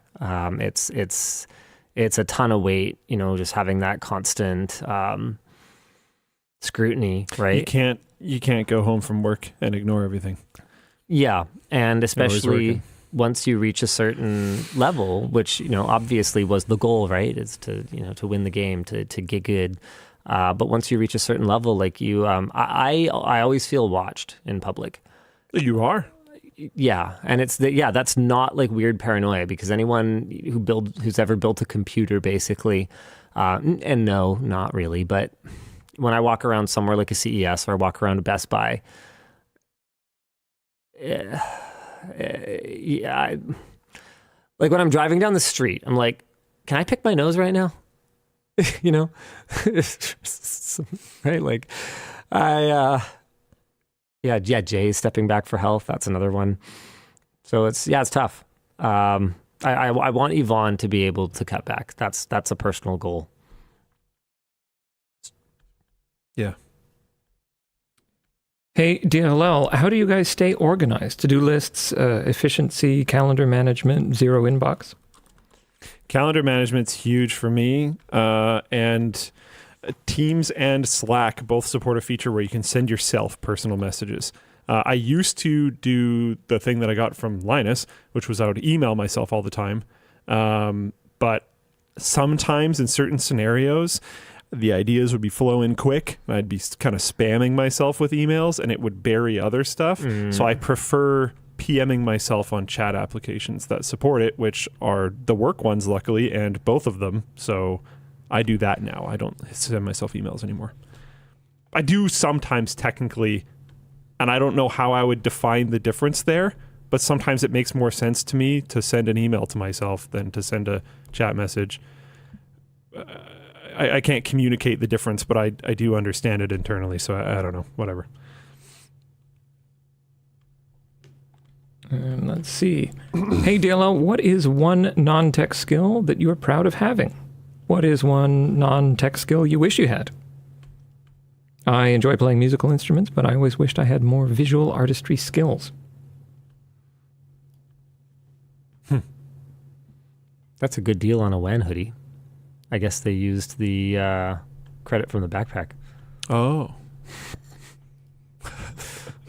Anywho. That was a merch message. Yeah. I think we're both trying to think of any non-tech skills I have. I do like 3 things. I play badminton, which I'm okay at. I do this, and I hang out with my family. You're a really good husband. Yeah, I'm great at sex. There you have it. /S. X. Got him. And a non-tech skill?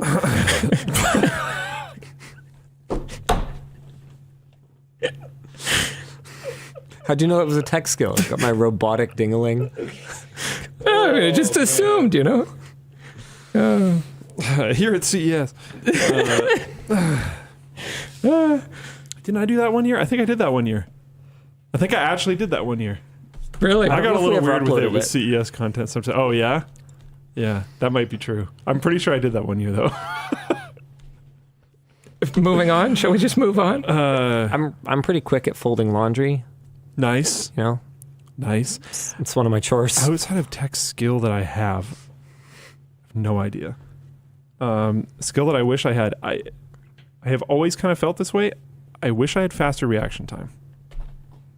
I don't think my reaction time is particularly bad, but I think reaction time applies to... Kicks my ass at like everything, so like to whatever. So many things in life. Like so reflexes? Many things. Yeah. All right. Well, now I feel bad. Why? Because you beat me at like everything. You also beat me at a bunch of stuff. Super checks? We're going to play Super Checks tonight, and you're going to smash. You beat me 2 weeks ago. Yeah. It's not purely reflex-based, though, is it? No. No, but it's reflexes not. improve so many things. Yeah. So many things. So many things. So many different games actually. Oh, wow, he is slow. I just didn't dodge that. That was Archangel of Death that made me do that in float playing chat. I got a mug here. Reflexes. If you can dodge a mug, you can dodge a ball. I might dodge that one. I don't know. I think they apply to. I think far more games are really just who has better reflexes than people actually realize. No. Yeah. No. No. No. Hell no. No. Yeah. No. I do not. I do not win at super checks because of my reflexes. No, I'm not saying that. I just mean like I can't even think of a game that you just win from reflexes. Strong disagree. I think you might be underestimating how much reflexes play a role in a game like Super Checks. Oh, no, I absolutely agree Huge that they amounts. play a role, but I think that you could have much lower.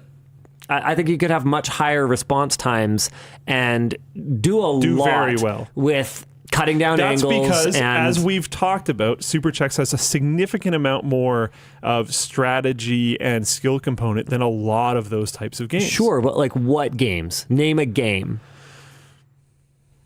He's got nothing. The standard air hockey one.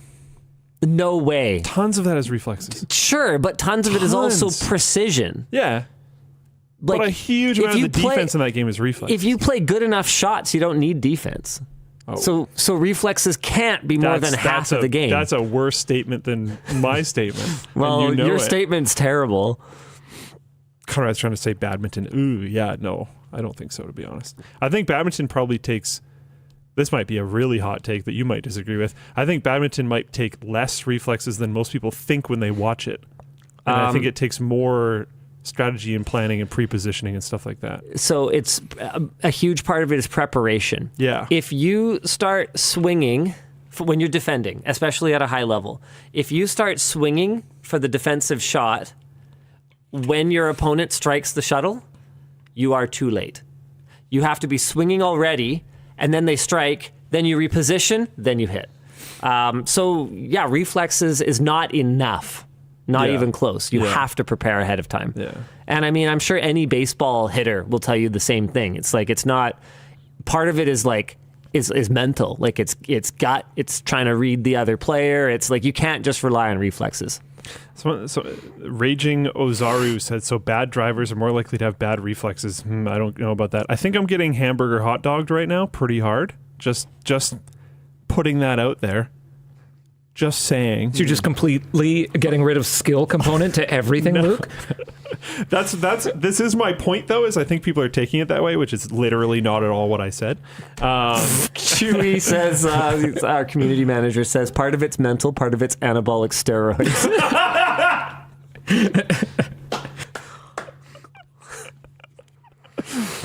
Oh my goodness. Jeez. Wow. Yeah. Based. Okay. All right, You know what what? else we got? I'm going to Sorry, stop talking about it now, but yeah, I wish I could. Yeah. I think all of us understood what See, you meant. watch, he's preparing. That's what's going to help this time. Terrible. Tried to volleyball header it. That's not volleyball. Tried to. Football. Yeah. There we go. Good job.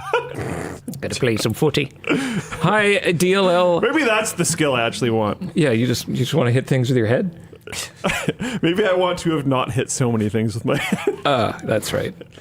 Hi, DLL.exe, pronounced XE. Thanks for being awesome. At Luke, do you think there's a benefit in ITIL certification okay, yeah, I saw that. if looking to pivot careers into IT? I would look at IT jobs that you want or think you would be able to get based on your previously existing experience in education / the experience in education that you will gain before you start looking, and look into what they need. Certifications can be good, but what certifications different companies want can vary quite a bit. A decent amount of them might not even necessarily be looking for any, or if they don't list any, they might still see certifications and see it as a benefit, even though they're not listing it. The things that people look for is quite varied. I personally really like seeing Home Lab when I'm looking for people for IT stuff. It varies a lot. So I can't really necessarily say yes or no. I don't think it would hurt, but I also think there might be better ways of doing so. It's not a bad thing. It's a good thing. Could you just get into that workforce now and be gaining experience, which might be even better, and maybe you could get that certification while you are on the job? Maybe. If that's not possible, maybe go get the cert. It ranges.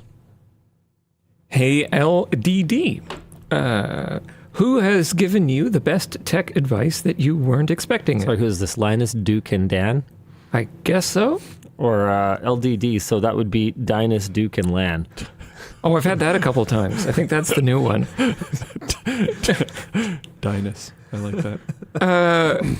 Who's given you the best tech advice that you weren't expecting? Wasn't planning on buying this, but let's go. I got to swack it. I archived. I curated this, but I couldn't think of an answer. So... The best tech advice you weren't expecting is is the hard part. I'm usually expecting tech advice from the kinds of people who can give me tech advice. Yeah. Sure, I've gotten lots of great tech advice from Wendell. But you walk into a room and you should be expecting tech advice from Wendell. So I got something hilarious part recently. is I can't think of what it is. the first person that jumped in my mind was Wendell. Yeah, I know. I like stealing your answers for things. But I was like, yeah, it's too expected. I think I have one though. Okay. Little man, your son? Oh. There was I don't remember what it was. It was something either to do with Discord or Minecraft. And he was like, I think they were having some trouble with something, and I had been asked to look into it, and I was like, I don't know anything about Minecraft, and he ran up and just fixed it. And I was like, wow. Yeah, he does know his That's Minecraft impressive. nonsense pretty good. Yeah, and this was like 2 years ago, I think. Yeah, I'm pretty sure Minecraft is the only reason he knows how to type. But he can touch type. It's like, oh, okay. For me, it was MSN Messenger. For him, it's Minecraft. Got it. Works. Actually, it was the Palace, if I'm being 100% accurate. The Palace is why I learned to type. And the reason was because people's messages were fleeting. So it was, you had your avatars sitting next to each other. And as far as I could tell, I don't remember it anymore, but it was, maybe there was a way to see the history for the room. Whether there was or wasn't, it was definitely beneficial if you wanted to keep up with the flow of conversation, especially because I'm a multi-message sender. So I will tee it up, and then I'll follow with like a punchline as 2 messages. So I got to be quick if I want to do that before they get a chance to respond to the first thing I said. So it's, I don't know, it's a stupid thing, but yeah, I can definitely type. But yeah, no, he can type, and it seems to be because he doesn't have voice chat with randoms. So he uses text chat a lot in game. That makes sense. Got that lead speak. Yeah. And that's it for the show. We got that end of the WAN show. Thank you so much for tuning in, guys. There's still a little bit of CES coverage coming. There's that BTF video that I talked about. You're definitely going to want to check that out. There's the AI roundup. You're definitely going to want to check that out. I think there's still some more short circuit video. It's a good thing the show's over. There's some short circuit videos coming. I've got a lot of good stuff lined up. Make sure you don't miss it this weekend, and we'll see you again next week. Same bad time, same bad channel. Bye. I'm going to a curling tournament tomorrow.